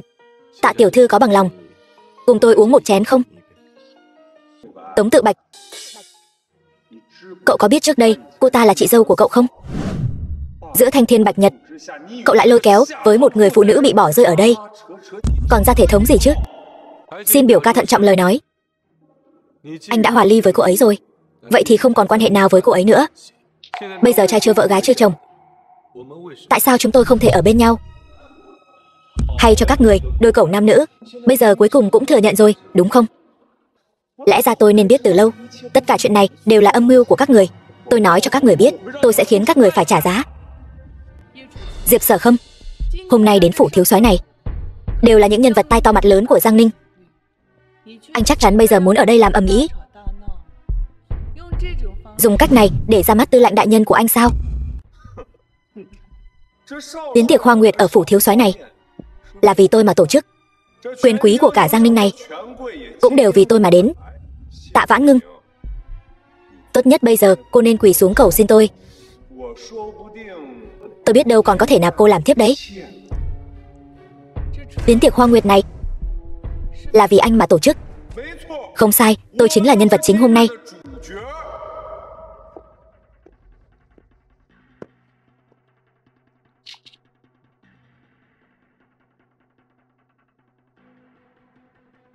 Vậy tôi cũng tuyên bố hai chuyện. Thứ nhất, tôi, tư lệnh Giang Ninh, Diệp Sở Khâm, đã xuất khẩu lô hàng nước hoa trị giá 2.000 vạn lượng vàng. Hôm nay sắp sửa đến Giang Ninh rồi. Đến lúc đó, Giang Ninh nhất định sẽ trở nên vô cùng thời thượng. Vị nào có ý định hợp tác với tôi, có thể đến phủ của tôi bàn bạc kỹ hơn. Thứ hai, hôm nay tôi muốn cầu hôn đại tiểu thư của phủ thiếu soái. Tiểu thư Liên Duyệt, tôi không đồng ý. Sao cô lại đến đây? Sở Khâm, lúc trước rõ ràng anh đã nói sẽ cưới em, sẽ yêu em trọn đời trọn kiếp. Bây giờ tại sao anh lại muốn cưới người phụ nữ khác? Đồ đàn bà rẻ rúng, còn dám đến phủ thiếu soái gây sự.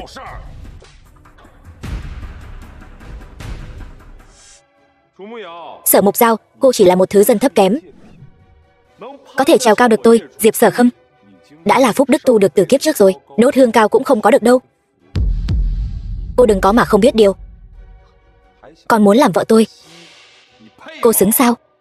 Sở Khâm, lúc trước khi em liều mạng cứu anh, rõ ràng anh đã hứa với em anh không quan tâm đến xuất thân của em, sẽ cưới em, yêu em, bảo vệ em cả đời. Chẳng lẽ những điều đó đều là giả dối sao? Lời trên giường của đàn ông mà cô cũng tin sao? Tôi nói cho cô biết, cô chỉ là một mụ đàn bà thôn quê thô tục, mạng hèn một xu cũng không đáng. Cô đừng có mà không biết điều. Huống chi bây giờ tôi đã có người yêu rồi, chính là cô ấy.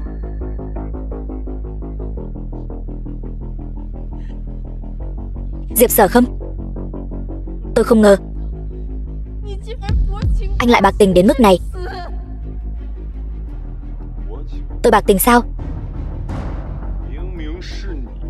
Rõ ràng là cô đang trước mặt mọi người tiếp tục dây dưa với tôi. Là cô hạ tiện.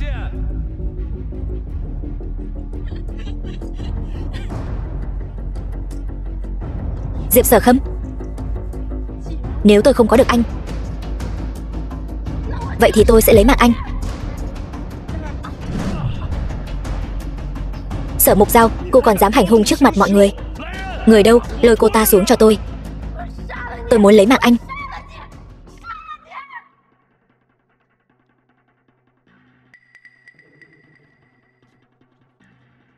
Vãn Ngưng, tôi ra ngoài một lát.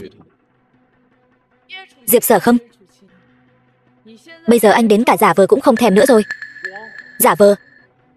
Tôi việc gì phải giả vờ? Tôi bây giờ sắp cưới được tiểu muội của thiếu soái Giang Ninh, cũng sắp trở thành nửa chủ nhân của phủ thiếu soái này, sắp trở thành người giàu nhất thành Giang Ninh. Bây giờ tôi một tay nắm quyền, một tay nắm tiền. Thành Giang Ninh tuy lớn, nhưng đã là vật trong túi của tôi rồi. Còn cô chỉ xứng quỷ dưới chân tôi. Anh thật sự cho rằng anh nắm chắc phần thắng sao? Chẳng lẽ không phải sao? Tư lệnh đại nhân, anh không nhận được tin tức gì sao? Tư lệnh, không xong rồi. Xe đội dùng bồ câu đưa tin, nói số nước hoa chúng ta vận chuyển đã bị lũ quét cuốn trôi hết rồi. Chúng ta mất trắng rồi. Giả, nhất định là giả. Hù dọa tôi đấy sao? Thành Nam mấy ngày nay mưa lớn, xe đội đi đến khu vực núi Hổ Khâu, đột nhiên gặp phải lũ quét. Hàng hóa trên xe đều bị cuốn trôi hết. Hổ Khâu xảy ra lũ quét, tại sao lại cuốn trôi hàng hóa của tôi? Đồ phế vật, cút xuống cho tôi. Không thể nào. Không thể nào. Sao? Đến bây giờ vẫn không dám tin, đúng không? Dốc hết tất cả tài sản của Diệp gia, thậm chí còn biển thủ một phần tiền bạc, mới đổi được mấy chục xe nước hoa này. Bây giờ mất hết rồi. Diệp gia anh sẽ hoàn toàn sụp đổ. Sao cô biết tôi biển thủ tài sản?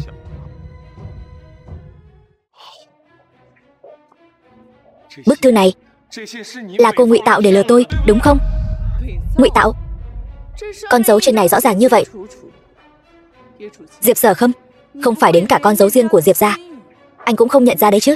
Diệp gia các người bây giờ không chỉ đơn giản là phá sản nữa đâu, còn biển thủ tiền bạc. Bây giờ anh bỏ mạng không có chỗ chôn thây rồi. Xong rồi. Diệp gia của tôi xong rồi.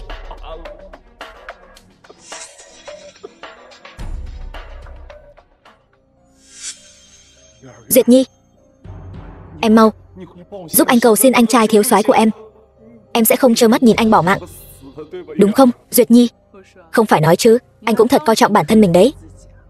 Nếu cô ta thật sự là em gái của thiếu soái, sao có thể để ý tới loại người như anh? Cô có ý gì? Duyệt Nhi, em mau nói rõ với mọi người.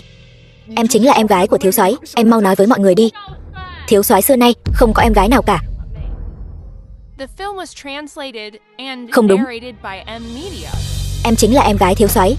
Chính miệng em đã nói với anh mà. Diệp tư lệnh, xin tự trọng. Có phải là em nghe con tiện nhân này nói gì rồi không? Em đừng tin bọn họ. Xin em giúp anh.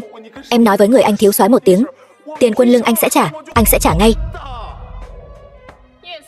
Diệp tư lệnh, tôi không phải là Liên Duyệt gì cả, cũng không phải em gái của thiếu soái gì hết. Thân phận thật sự của tôi chẳng qua chỉ là một nha hoàn của thiếu soái mà thôi. Cô, con tiện nhân, cô dám lừa tôi lấy mạng cô. Có phải là anh chưa từng nghĩ tới sẽ bị phụ nữ đùa bỡn trong lòng bàn tay không? Anh quen dẫm đạp lên từng người phụ nữ để leo lên, dùng xong thì vứt bỏ như rẻ rách. Nhưng bây giờ anh không còn gì cả. Cảm giác trắng tay như thế nào hả? Trước đây không phải em còn yêu anh sao? Anh tha thứ cho em. Lần này chúng ta làm lại từ đầu, có được không em? Yêu nhau. Anh từ đầu đến cuối đều chỉ là đang khoác một lớp da người để diễn kịch. Năm đó nếu không phải anh lừa tôi, nói ngọc bội là của anh, sao tôi lại cam tâm tình nguyện gả cho anh? Anh có biết không, mỗi ngày tôi nhìn cái mặt này của anh, tôi hận không thể uống máu anh, lấy gân anh làm thịt anh, nghiền xương anh thành tro. Không thể nào. Chuyện này tôi chưa từng nói với ai. Sao cô biết được? Ngọc bội vốn dĩ là của ai? Nói cho tôi biết. Nói. Vãn Ngưng. Vãn Ngưng, cô đừng kích động. Đừng kích động. Chúng ta dù sao cũng là vợ chồng. Nghĩ đến tình nghĩa xưa, Diệp gia tôi cũng giúp đỡ cô không ít, đối đãi với tôi không tệ. Diệp gia các người đều là lũ quỷ hút máu người. Tôi hỏi lại anh lần cuối, ngọc bội vốn dĩ là của ai? Nói cho tôi biết. Nói. Để ta xem ai dám động vào cháu ta. Cậu, mau cứu cháu với. Không muốn bỏ mạng thì cút ngay cho tôi. Còn không mau thả cháu tôi ra.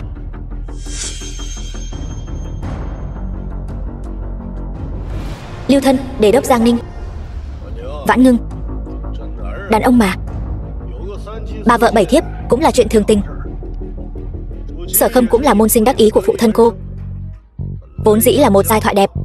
Cô nói xem, cô hà tất phải ghen tuông như vậy, khiến cả nhà đều không được yên ổn. Vậy nên Lưu Đề đốc lần này đến đây là muốn thay Diệp Sở Khâm đến hỏi tội sao? Hỏi tội thì không hẳn. Hôm nay tôi đến đây chính là muốn làm người hòa giải. Vậy ông cảm thấy giữa tôi và anh ta còn có đường lui nào không? Vậy thì khó nói. Mấy ngày trước tôi nhờ người đưa áo cưới đến, vậy mà bị Tạ gia các người làm ngơ. Được, hôm nay tôi lại đưa áo cưới đến. Mang lại đây. Hôm nay tôi làm chủ hôn, cô phải tái giá với Diệp Sở Khâm. Lưu Đề đốc đây là đang nói đùa với tôi sao? Vãn Ngưng, tôi rất ngưỡng mộ cô. Tài năng trong cô không thua gì Nam Nhi. Thằng cháu Diệp Sở Khâm của tôi vốn dĩ bất tài. Từ khi cô gả vào, dưới sự giúp đỡ của cô mà ngày càng phát triển. Tôi dù sao cũng chỉ có một thằng cháu này. Bây giờ cô hại Diệp gia thê thảm như vậy, cái quả đắng này cô cũng phải cùng nhau nếm trải. Bây giờ cô phải tái giá Diệp gia, cứu lại Diệp gia. Tất cả những gì Diệp gia gặp phải hôm nay, cô cũng phải một mình gánh vác. Nếu tôi không thì sao? E là việc này không đến lượt cô quyết định đâu. Phụ thân, mẫu thân, Lưu Thân, họa không đến cha mẹ tôi, có gì ông cứ nhắm vào tôi. Lưu Thân tôi đường đường là đại đề đốc, nhìn khắp cả thành Giang Ninh, thậm chí toàn tỉnh. Tôi nói một là một, nói hai là hai, sống hay bỏ mạng, người khác không ai dám không theo. Tôi chỉ cần động một ngón tay nhỏ là có thể đoạn tuyệt đường sống của Tạ gia các người. Bây giờ người của tôi đã phong tỏa Tạ gia khắp nơi. Chỉ cần cô dám từ chối, Tạ gia bất cứ lúc nào cũng có thể bị diệt môn. Tạ Vãn Ngưng, vừa nãy không phải cô còn nói muốn tôi xuống địa ngục sao? Bây giờ thì sao? Phải rồi, tình nhân mới Tống Tự Bạch của cô đâu? Thấy cậu của tôi đến, chạy thục mạng rồi sao? Đây chính là người đàn ông cô tìm đấy sao? Diệp Sở Khâm, cậu là đồ súc sinh. Lão già này, ở đây không có phần cho ông lên tiếng. Phụ thân, anh, theo em thấy, loại đàn bà này đáng bỏ mạng. Trước đó còn nói Diệp Sở Khâm biển thủ quân lương, bây giờ dù có cưới nó vào cửa, Diệp gia chúng ta chẳng phải vẫn khó giữ mình sao? Chung ai người đấy cởi. Chuyện này nếu cô ta không bù đắp được thì lôi cả Tạ gia bọn họ chôn cùng Diệp Sở Khâm. Lưu Thân, Ông là tên xúc sinh. Hôm nay Tạ Chi tôi, dù có liều cái mạng già này, cũng phải bảo vệ con gái tôi. Ông đừng hòng làm hại nó. Vãn Ngưng, ta và phụ thân con đã hưởng thụ nửa đời vinh hoa phú quý, đã không còn gì phải tiếc nuối nữa rồi. Trước đây là do chúng ta quá để ý đến danh dự Tạ gia, cảm thấy con gả cho Tư Lạnh có thể không làm nhục Tạ gia. Không ngờ lại hại con cả đời. Con gái, con đừng lo cho chúng ta. Hôm nay hai ta phải bỏ mạng ở đây, cũng sẽ không để con gả cho cái thứ này. Mẫu thân nói gì vậy? Con không muốn. Phụ thân, mẫu thân trước đây đã hứa với con rồi, quãng đời còn lại chỉ cần con sống tốt là được. Hôm nay con đừng lo cho chúng ta. Con gái đi mau. Con đi mau. Không đi, không muốn. Mẫu thân nói gì vậy? Con không đi mà. Cô ta có đi được không? Không đến lượt các người quyết định. Tạ Vãn Ngưng, tôi bây giờ đếm 3 tiếng, hoặc là cô mặc áo cưới vào gả cho Diệp Sở Khâm, hoặc là tôi lấy mạng phụ thân, mẫu thân cô. 3. Vãn Ngưng, đừng mà, đừng đồng ý với ông ta. 2. Vãn Ngưng, con ngàn vạn lần đừng làm chuyện dại dột. Vãn Ngưng, con đừng lo cho chúng ta. 1. Hết giờ rồi. Nếu cô đã không muốn gả, tôi sẽ lấy mạng phụ thân cô trước. Tôi gả. Lưu thân, chỉ cần tôi đồng ý với ông có thể tha cho Tạ gia không? Vãn Ngưng, duyên phận giữa cô và tôi thật là tốt. Tôi thích nhìn bộ dạng kinh hãi của cô. Nhưng tôi nói cho cô biết, Tạ Vãn Ngưng, cô phải hầu hạ tôi, hầu hạ cả Diệp gia của tôi cho thật tốt vào đấy, thì tôi cho cô hưởng vinh hoa phú quý không hết. Đúng rồi, quên mất một chuyện. Tôi không chỉ gia sản trống rỗng, thậm chí còn biển thủ 10 vạn quân lương. Nếu như chuyện này cô không có cách nào giúp tôi trả lại, hay nói cách khác, để thiếu soái biết được, vậy thì cô và cả Tạ gia của cô cứ chờ cùng tôi xuống địa ngục chung với nhau đi. Diệp Sở Khâm, đồ xúc sinh, đồ xúc sinh. Yến hội tiếp tục. Vừa hay nửa thành Giang Ninh quyền quý đều ở đây. Hôm nay cứ bái đường thành thân ở đây. Diệp Sở Khâm, anh thật vô liêm sỉ. Tốt, người đâu? Cho cô dâu thay quần áo vào. Cô ấy sẽ không gả cho anh đâu.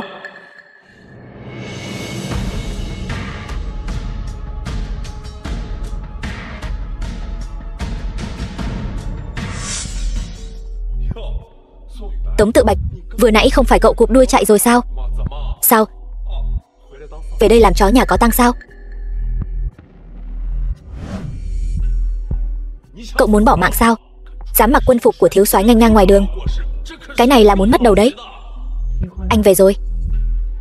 Tôi đã nói rồi, có người đến ép cưới, tôi sẽ đến cướp dâu. Hiện tại người nhà Tạ gia đã không còn gì đáng ngại, tiếp theo cứ giao cho tôi. Tống Tự Bạch, cậu thật là cả gan, dám nói chuyện như vậy trước mặt tôi. Sao hả? Mặc áo của thiếu soái, thật sự coi mình là thiếu soái rồi sao? Bản thân tôi vốn dĩ là thiếu soái, cần gì phải giả bộ? Cậu điên rồi sao? Cậu chỉ là một kẻ buôn bán, mạo danh thiếu soái đã là tội đại bất kính, giờ còn dám động vào người của tôi. Hôm nay tôi sẽ khiến cậu bỏ mạng không có chỗ chôn thây. Tống Tự Bạch, cậu có chút tiền dơ bẩn, thật sự cho rằng mình có thể ở thành Giang Ninh này hô mưa gọi gió sao? Cậu của tôi mới là người thực sự có thế lực ở thành Giang Ninh, Đề đốc đứng dưới một người trên vạn người. Tôi nói cho cậu biết, có ông ấy ở đây, cậu muốn cướp cũng không xong.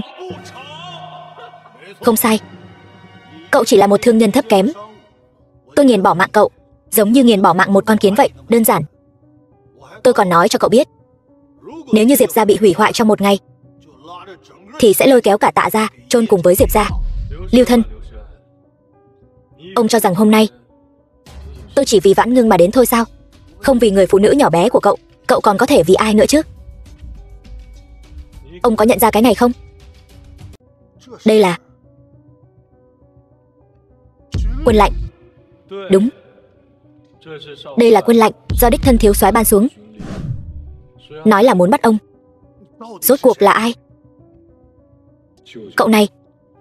Cậu ta đó chỉ là một biểu đệ xa của cháu thôi. Cháu quá hiểu cậu ta rồi. Từ nhỏ đã thích lừa gạt, bịp bợm, giả mạo thân phận thiếu soái. Đối với cậu ta mà nói thì có là gì? Nhưng điều khiến cháu không ngờ là cậu ta lại dám giả mạo quân lệnh của thiếu soái. Nhưng chúng ta bây giờ đang ở thiếu soái phủ, đợi một lát, thiếu soái mà đến thật, bỏ mạng chắc rồi. Thật biết diễn. Tống Tự Bạch, tôi suýt chút nữa bị cậu lừa rồi. Bất kính với tôi, giả mạo quân lệnh, tội nào tội nấy đều là tội lớn tày trời. Ông không cần phải vội, một đội nhân mã lớn sắp đến ngay thôi. Còn về thân phận khác của tôi, chính là Liên Cảnh Thành, thiếu soái Giang Ninh. Thân phận biểu đệ xa này chỉ là mượn để thị sát mà thôi. Tôi nói cho cậu biết, cậu mà là thiếu soái, tôi sẽ vặn đầu mình xuống làm bóng đá cho cậu đá. Tôi sẽ làm body tiểu cho cậu. Cái đầu này của anh tôi nhất định lấy rồi. Còn ở đó mà làm bộ làm tịch. Tống Tự Bạch, tôi nói cho cậu biết, cả đời này tôi lấy vô số mạng người.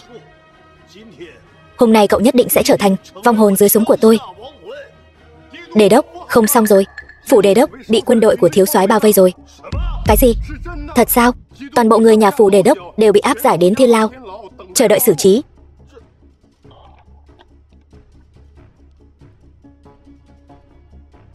Tham kiến thiếu soái. Tống Tự Bạch, cậu thật sự là thiếu soái? Tống Tự Bạch, cậu, sao cậu có thể là thiếu soái chứ? Qua kiểm tra, Lưu thân đề đốc Giang Ninh tham ô, nhận hối lộ, tư lợi, phạm luật, lấy mạng người vô tội, tội ác tày trời. Dựa theo quân pháp, áp giải đến pháp trường, xử tử công khai. Giải đi. Người đâu? Lôi Lưu thân xuống. Thiếu soái đại nhân, tôi sai rồi. Thiếu soái đại nhân, xin ngài cho tôi một cơ hội đi. Thiếu soái.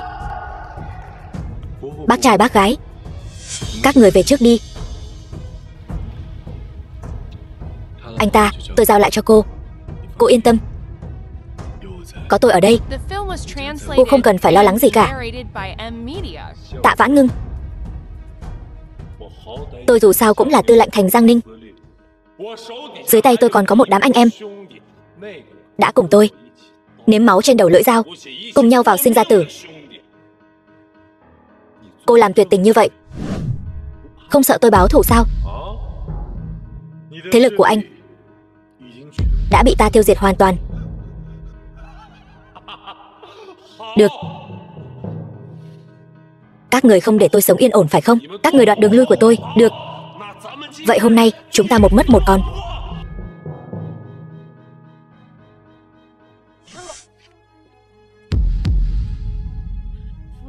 Phu quân.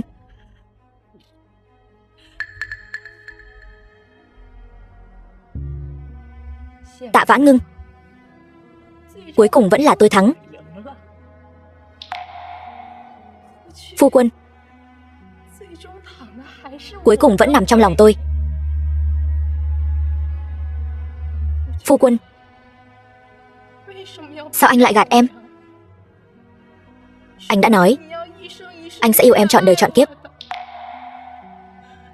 Lúc đầu ở hôn lễ, em bị người ta hãm hại. Tại sao anh lại vứt bỏ em? Trước khi du hành thời gian trong quán bar, nào, uống nó cho tôi cho cô 10 vạn. Xin lỗi anh, tôi chỉ đến nhảy múa thôi. Giả bộ thanh thuần cái gì? Đã làm kỹ nữ rồi, còn không uống với tôi.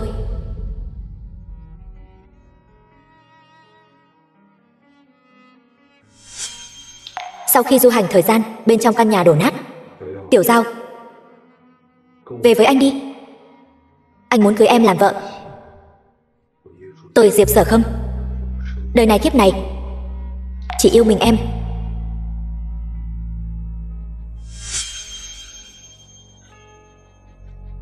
Không sao,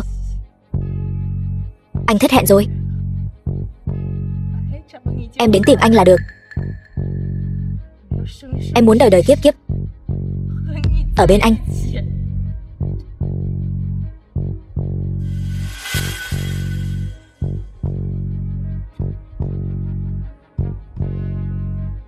Em đến tìm anh đây.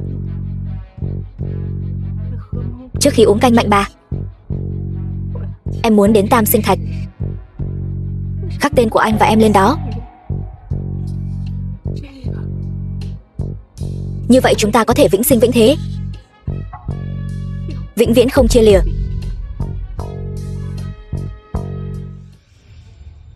Tiểu thư, lát nữa cô thật sự muốn đi hẹn hò với thiếu soái sao? Hẹn hò gì chứ, đừng có nói bậy. Xin lỗi nha. Đứng lại.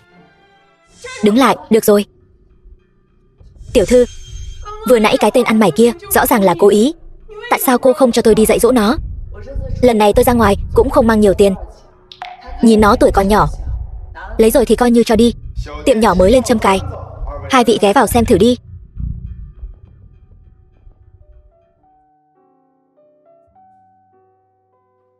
Bích Ngọc, cô nói tôi đi Hồ Tâm Đình, mặc bộ đồ này, đeo cái châm này có được không?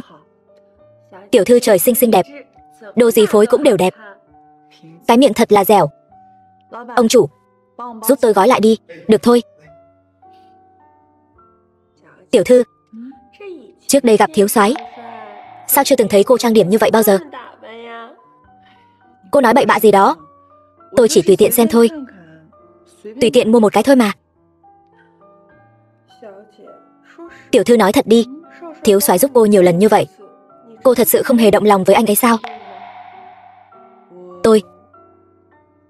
Tôi cũng không biết nữa.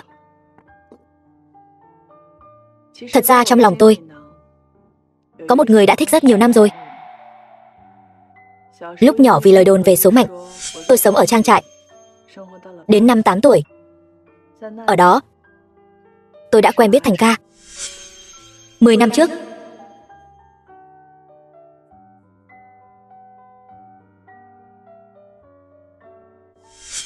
lúc trước tôi đã nhầm tưởng Diệp Sở Khâm chính là Thành ca.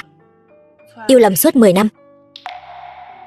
Là Tống Tự Bạch, là anh ấy đã kéo tôi ra khỏi đầm lầy ngột ngạt đó. Tôi thừa nhận mình đã yêu anh ấy, nhưng bởi vì Thành ca, tôi không có cách nào yêu anh ấy trọn vẹn được. Tiểu thư, vậy bây giờ cô vẫn còn đang nghĩ về Thành ca của cô sao? Phải. Tôi muốn tìm được anh ấy, muốn biết bây giờ anh ấy sống có tốt không. Sau đó có lẽ phải nói với anh ấy một tiếng xin lỗi. Tôi phải thất hẹn rồi. Tiểu thư cô sao vậy? Ngọc bội đâu mất rồi? Chẳng lẽ là cái người vừa nãy là nó? Tiểu thư, sắp 3 giờ rồi, cô đi Hồ Tâm Đình trước đi, tôi đi giúp cô tìm lại. Được.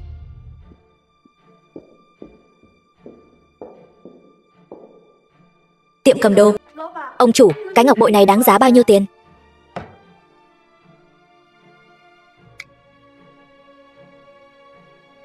Ngọc bội này chất ngọc ôn nhuận, là thượng phẩm trong ngọc. Nó ăn mặc như vậy chắc là đồ ăn trộm, nên mới gấp gáp muốn ra tay đó mà. Cái ngọc bội này của cô nhìn màu sắc cũng bình thường thôi.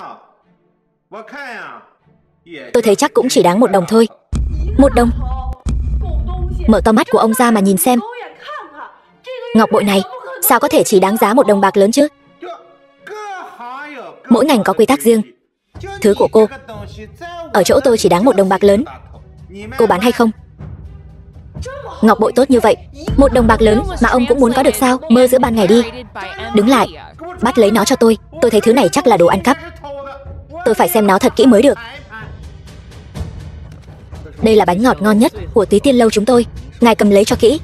Không biết vị tiểu thư nào may mắn được công tử yêu ái đến vậy. Muốn chạy? Đừng đánh tôi. Tôi bán.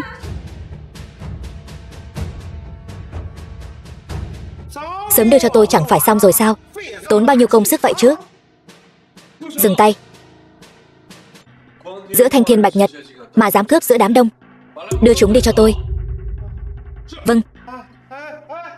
Đi.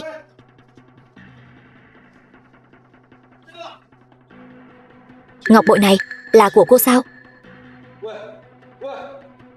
Phụng An, đưa cô ấy đến bệnh viện đi. Hồ Tâm Đình. Tống Tự Bạch. Anh sẽ thất hứa sao? Anh đối với tôi có thật lòng không? Thiếu soái, cô ấy tỉnh rồi. Bọn họ gọi anh là thiếu soái. Ngọc bội tôi trộm được từ người phụ nữ kia, hình như rất quan trọng với anh ta. Đây là đâu vậy? Ngọc bội của tôi. Công tử, anh có thấy ngọc bội của tôi không?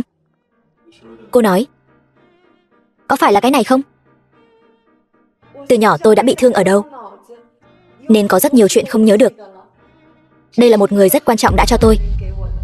Tôi vẫn luôn chờ đợi người đó. Cô nói. Là sự thật sao? Tôi biết thân phận mình thấp kém, không xứng với anh ấy, nhưng tôi không mong muốn ở bên cạnh anh ấy. Tôi chỉ là thỉnh thoảng nghĩ, nếu có ngày gặp lại anh ấy, nhìn anh ấy từ xa một cái, xem anh ấy sống thế nào là tốt rồi. Vừa rồi cảm ơn anh đã cứu tôi. Tôi đi trước đây.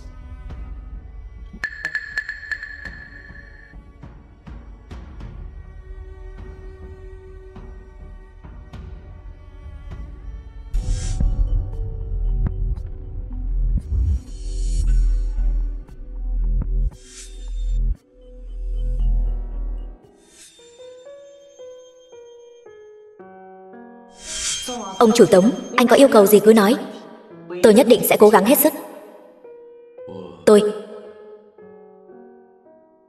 hy vọng cô có thể vui vẻ. Tạ Vãn Ngưng, sao cô vẫn không biết rút kinh nghiệm vậy? Rõ ràng cô đã bị Diệp Sở Khâm làm tổn thương đến mức thảm hại như vậy. Tại sao còn muốn một lần nữa trao trái tim ra ngoài, mặc người giày vò? Cô nên hiểu rõ, ngay cả Thành ca cũng rời bỏ cô mà đi.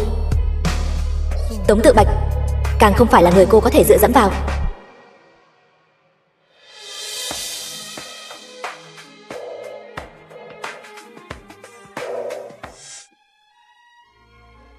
Vừa nãy tôi vẫn luôn tìm em, cuối cùng cũng tìm được em rồi. Tránh xa tôi ra.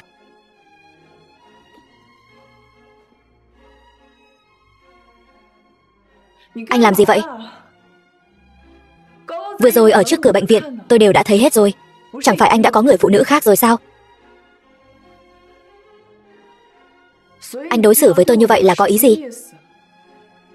Là cảm thấy đùa giỡn tôi rất vui sao? Vãn Ngưng, tôi không hề. Buông tay. Buông tay ra. Tôi không buông. Tống Tự Bạch, anh cảm thấy đùa giỡn tôi rất vui sao? Rõ ràng anh biết tôi ghét nhất là bị phản bội, nhưng anh vẫn làm như vậy.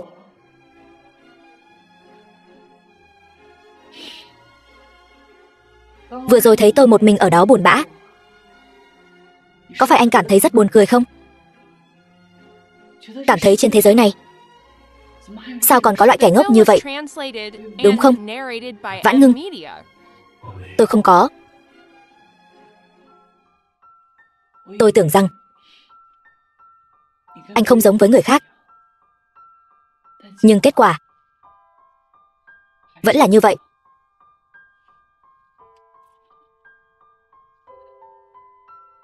Thiếu soái, nợ anh những thứ đó tôi đều sẽ trả lại cho anh.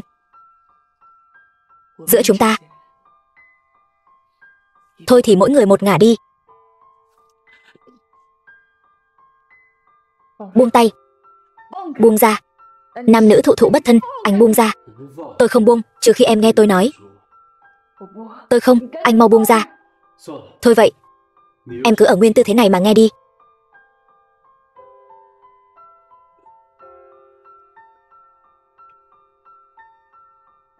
Sao anh không tránh đi? Nếu như em còn chưa cắn đã thì em cứ cắn tiếp đi. Lúc tôi đến đây đã gặp một người ăn xin. Cô ta bị bọn ác bá vây quanh. Trong tay cô ta có một thứ là đồ vật của một cố nhân của tôi. Đối với tôi vô cùng quan trọng. Cho nên tôi đưa cô ta đến bệnh viện, đợi cô ta tỉnh lại rồi đi hỏi rõ thực tình. Anh buông ra trước đi. Tống Tự Bạch, tôi chỉ hỏi anh một vấn đề. Nếu như kẻ ăn mày kia chính là cố nhân của anh, vậy anh muốn vứt bỏ tôi để ở cùng với cô ta sao? Sẽ không. Có lẽ trước khi quen biết em, tôi có thể sẽ cân nhắc. Nhưng sau khi quen biết em, trong lòng tôi không còn chứa được ai nữa. Thật sao?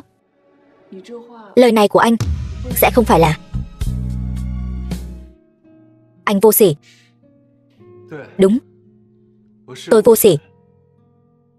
Vãn Ngưng, tôi thích em. Bắt đầu từ khoảnh khắc giúp em ở tiểu lâu là vì sự thông minh của em, sự dũng cảm của em. Nhưng sau đó không biết từ lúc nào đã bị em hoàn toàn hấp dẫn.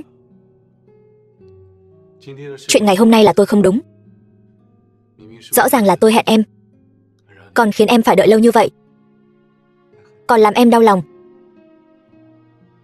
Tôi tưởng rằng anh sẽ không đến. Tôi tưởng rằng anh đang gạt tôi từ đầu đến cuối. Bên cạnh tôi không hề có bất kỳ một người con gái nào. Những gì em thấy trước đây đều là tôi vì che mắt người khác. Vãn Ngưng, em tin tôi đi. Nhưng tôi bây giờ còn có chuyện cần phải xử lý. Đợi tôi xử lý xong, tôi nhất định sẽ cho em một lời giải thích. Vậy tôi sẽ tin anh thêm một lần nữa. Nếu anh còn, em yên tâm, tôi sẽ nhanh chóng xử lý xong.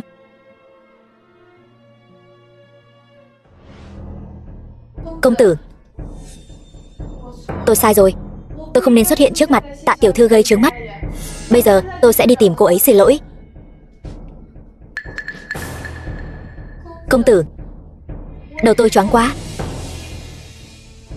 Kỳ Xảo, tôi hỏi cô, vết thương của cô là do Tạ tiểu thư gây ra? Công tử, anh đang nghi ngờ tôi sao? Kỳ Xảo, tôi muốn nghe sự thật. Là do vừa nãy tôi vô ý đụng phải Tạ tiểu thư. Cô ấy mới, Tạ tiểu thư không phải là người như vậy. Kỳ Xảo, tôi hỏi cô lần cuối, vết thương của cô là do đâu mà có? Thật mà, là do Tạ tiểu thư. Cô làm tôi quá thất vọng rồi. Công tử, công tử, Tạ gia. Anh về trước đi. Tiểu thư nhà chúng tôi hôm nay không muốn gặp anh. 5 ngày sau là tiệc sinh nhật của tôi. Xin hãy đem tấm thiệp này chuyển giao cho Tạ tiểu thư nhà cô. Nói với cô ấy tôi có chuyện rất quan trọng muốn nói với cô ấy. Xin cô ấy nhất định phải đến. Được. Còn nữa, xin cô giúp tôi chuyển lời đến cô ấy. Tôi chưa bao giờ không tin cô ấy.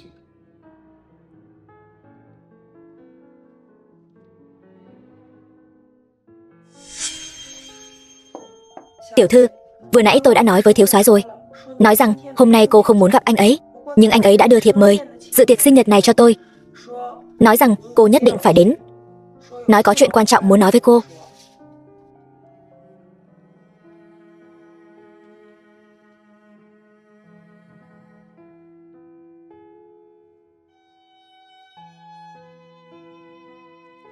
Vãn Ngưng, con không đi gặp thiếu soái sao? Có phải giữa hai đứa có hiểu lầm gì không? Mẫu thân không có hiểu lầm gì cả. Cũng phải, dù sao thì trước đây thiếu soái đã giúp chúng ta rất nhiều. Nhưng mà tiệc sinh nhật của thiếu soái, con không định đến sao?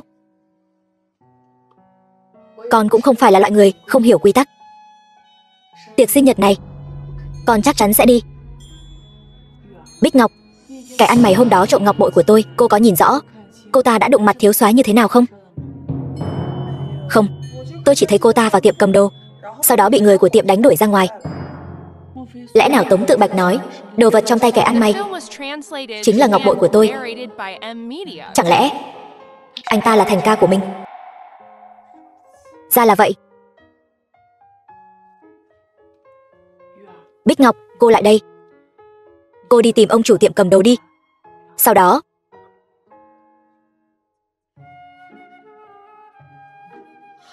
vâng, tôi đi ngay đây. Tôi nhất định phải vạch trần bộ mặt thật của tiện nhân kỳ xảo đó.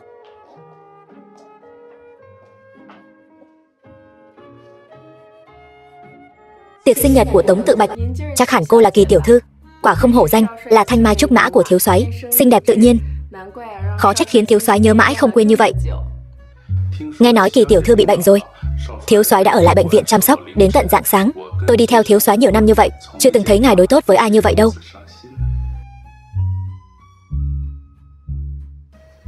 Kỳ tiểu thư và thiếu soái đại nhân thật là trai tài gái sắc, trời sinh một cặp.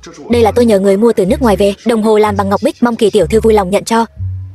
Sau này mong Kỳ tiểu thư trước mặt thiếu soái đại nhân nói tốt vài câu giúp tôi. Anh có lòng rồi, có anh bên cạnh thiếu soái, thiếu soái sau này chắc chắn sẽ như hổ thêm cánh. Mời các vị vào trong.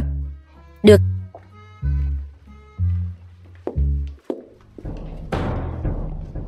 Ngọc bội này quả nhiên là bảo vật. Cơ duyên như vậy, đời người cũng chỉ có một lần. Không ai được phép ngăn cản tôi trở thành phu nhân thiếu soái. Đứng lại. Đây không phải là nơi cô nên đến. Đến cả một kẻ lừa đảo như cô cũng có thể đứng ở đây, thì tôi có gì mà không thể chứ? Hôm nay là tiệc sinh nhật của thiếu soái đại nhân. Những người đến đây đều là khách quý. Một người đã ly hôn, chồng bỏ mạng như cô, tốt nhất đừng mang cái xui xẻo này đến đây. Vị thiếu soái đại nhân này lại cứ thích cái người xui xẻo như tôi đây này. Ý cô là gì? Ý tôi là gì sao? Anh ấy đã đến tận nhà tôi, thái độ vô cùng chân thành, nhất định phải đích thân trao thiệp mời cho tôi, và mời tôi nhất định phải đến tham dự. Thủ đoạn đê tiện. Vị trí phu nhân thiếu soái nhất định là của tôi. Tôi muốn xem thử cô tặng cho thiếu soái món quà gì. Để tôi xem nào. Cô chuẩn bị cái gì cho thiếu soái thế này? Không có gì, chỉ là một cái bình hoa thôi. Tiệc sinh nhật của thiếu soái, cô lại chuẩn bị một cái bình hoa rách nát thế này. Dù gì cũng là thiên kim thế gia, sao lại tặng quà keo kiệt vậy chứ? Đây là đồ sứ men xanh trắng thời nguyên, tôi cứ tưởng cô sẽ biết chứ. Cái gì mà đồ sứ men xanh trắng thời nguyên, cái đồ bỏ đi này. Cho cậu. Cậu cũng không thèm. Bây giờ quà cũng không có rồi, cô có thể cút rồi đấy. Đúng là không biết trời cao đất dày mà. Cô có biết cái bình hoa này đáng giá bao nhiêu tiền không? Chẳng phải chỉ là một cái bình hoa vỡ thôi sao? Có thể đắt đến mức nào? Cô tưởng anh Tự Bạch không đền nổi chắc. Tôi còn tưởng cô giỏi giang lắm cơ. Hóa ra một xu cũng không có. Cô cứ mở miệng là anh Tự Bạch. Nếu không có Tống Tự Bạch, cô nghĩ cô là cái thá gì? Còn hơn cái đồ rách nát như cô cả vạn lần.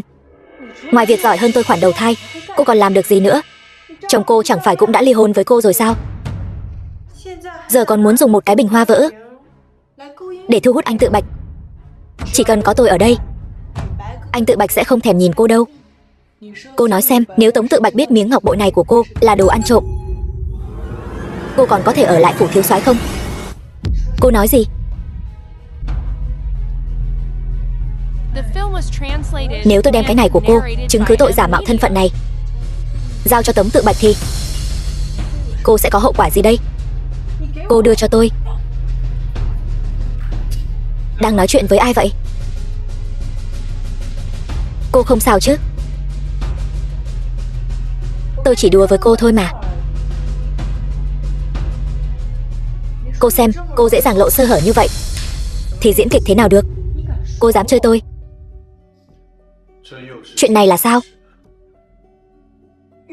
Anh Tự Bạch, em vừa muốn xin lỗi chị, nhưng không cẩn thận nói sai lời, lại chọc chị giận rồi. Chị ấy tức giận, đem quà em tặng cho anh làm vỡ rồi. Cô chắc đây là quà của cô? Đương nhiên rồi, đây chính là quà tôi tặng cho anh Tự Bạch. Đắt lắm đó.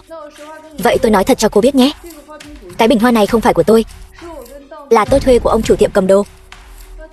Lúc đó ông ta nói với tôi, cái bình hoa này trị giá 2.000 lượng. Cái gì? 2.000 lượng? Cô nói dối. Cô đừng vội, lát nữa ông chủ tiệm cầm đồ cũng sẽ đích thân đến phủ thiếu soái tặng quà đó. Cô cũng quen biết đó, chính là cái người hôm đó đánh cô đó. Hay là lát nữa ông ta đích thân đến, cô đích thân đòi tiền bồi thường của ông ta đi. Là ông ta. Vừa nãy cô rõ ràng nói đây là quà cô tặng cho anh Tự Bạch mà. Cô tự mình đền đi. Kỳ xảo, cô lại nói dối. Thiếu soái, đây là bình hoa của tôi mà.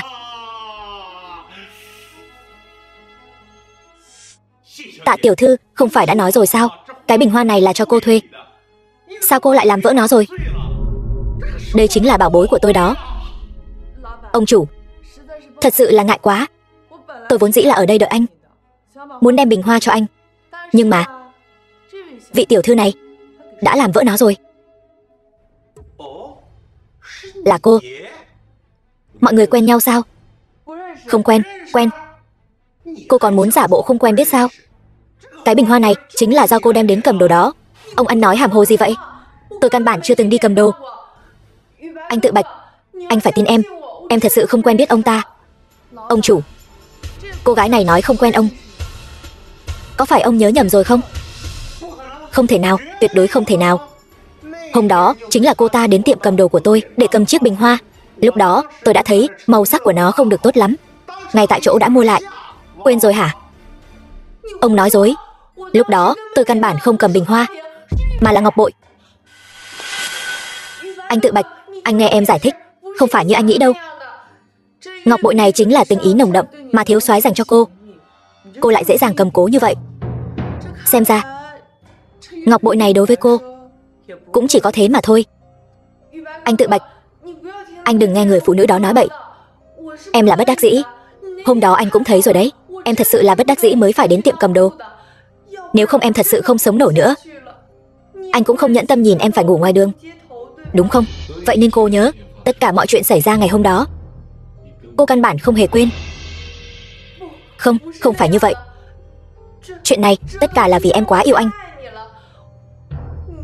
Anh luôn hỏi em chuyện hồi nhỏ, nhưng lúc đó em còn quá nhỏ, rất nhiều chuyện em đều không nhớ rõ. Em sợ em nói không ra, anh sẽ rời bỏ em. Cô còn muốn gạt tôi đến khi nào? Cô căn bản không phải là Tiểu Vãn. Những năm này cô trộm cắp không ít, lên không ít báo rồi. Chỉ cần tra một chút là biết. Cô còn gì để nói nữa?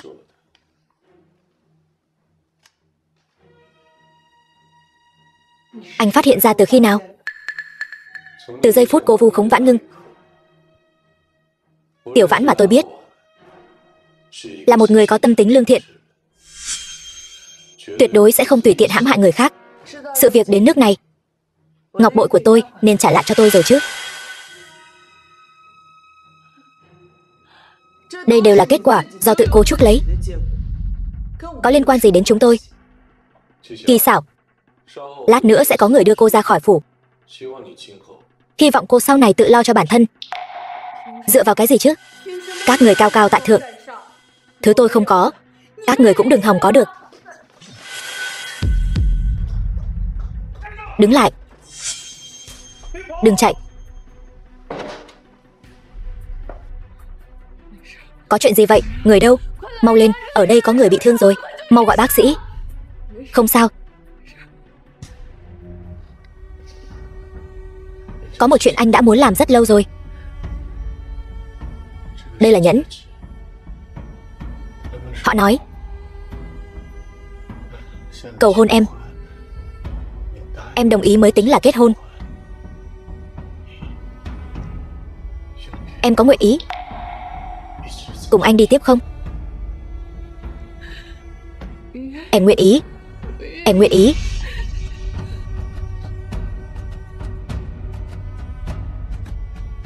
Thành ca. Thành ca. Thành ca. Thành ca. Thành ca.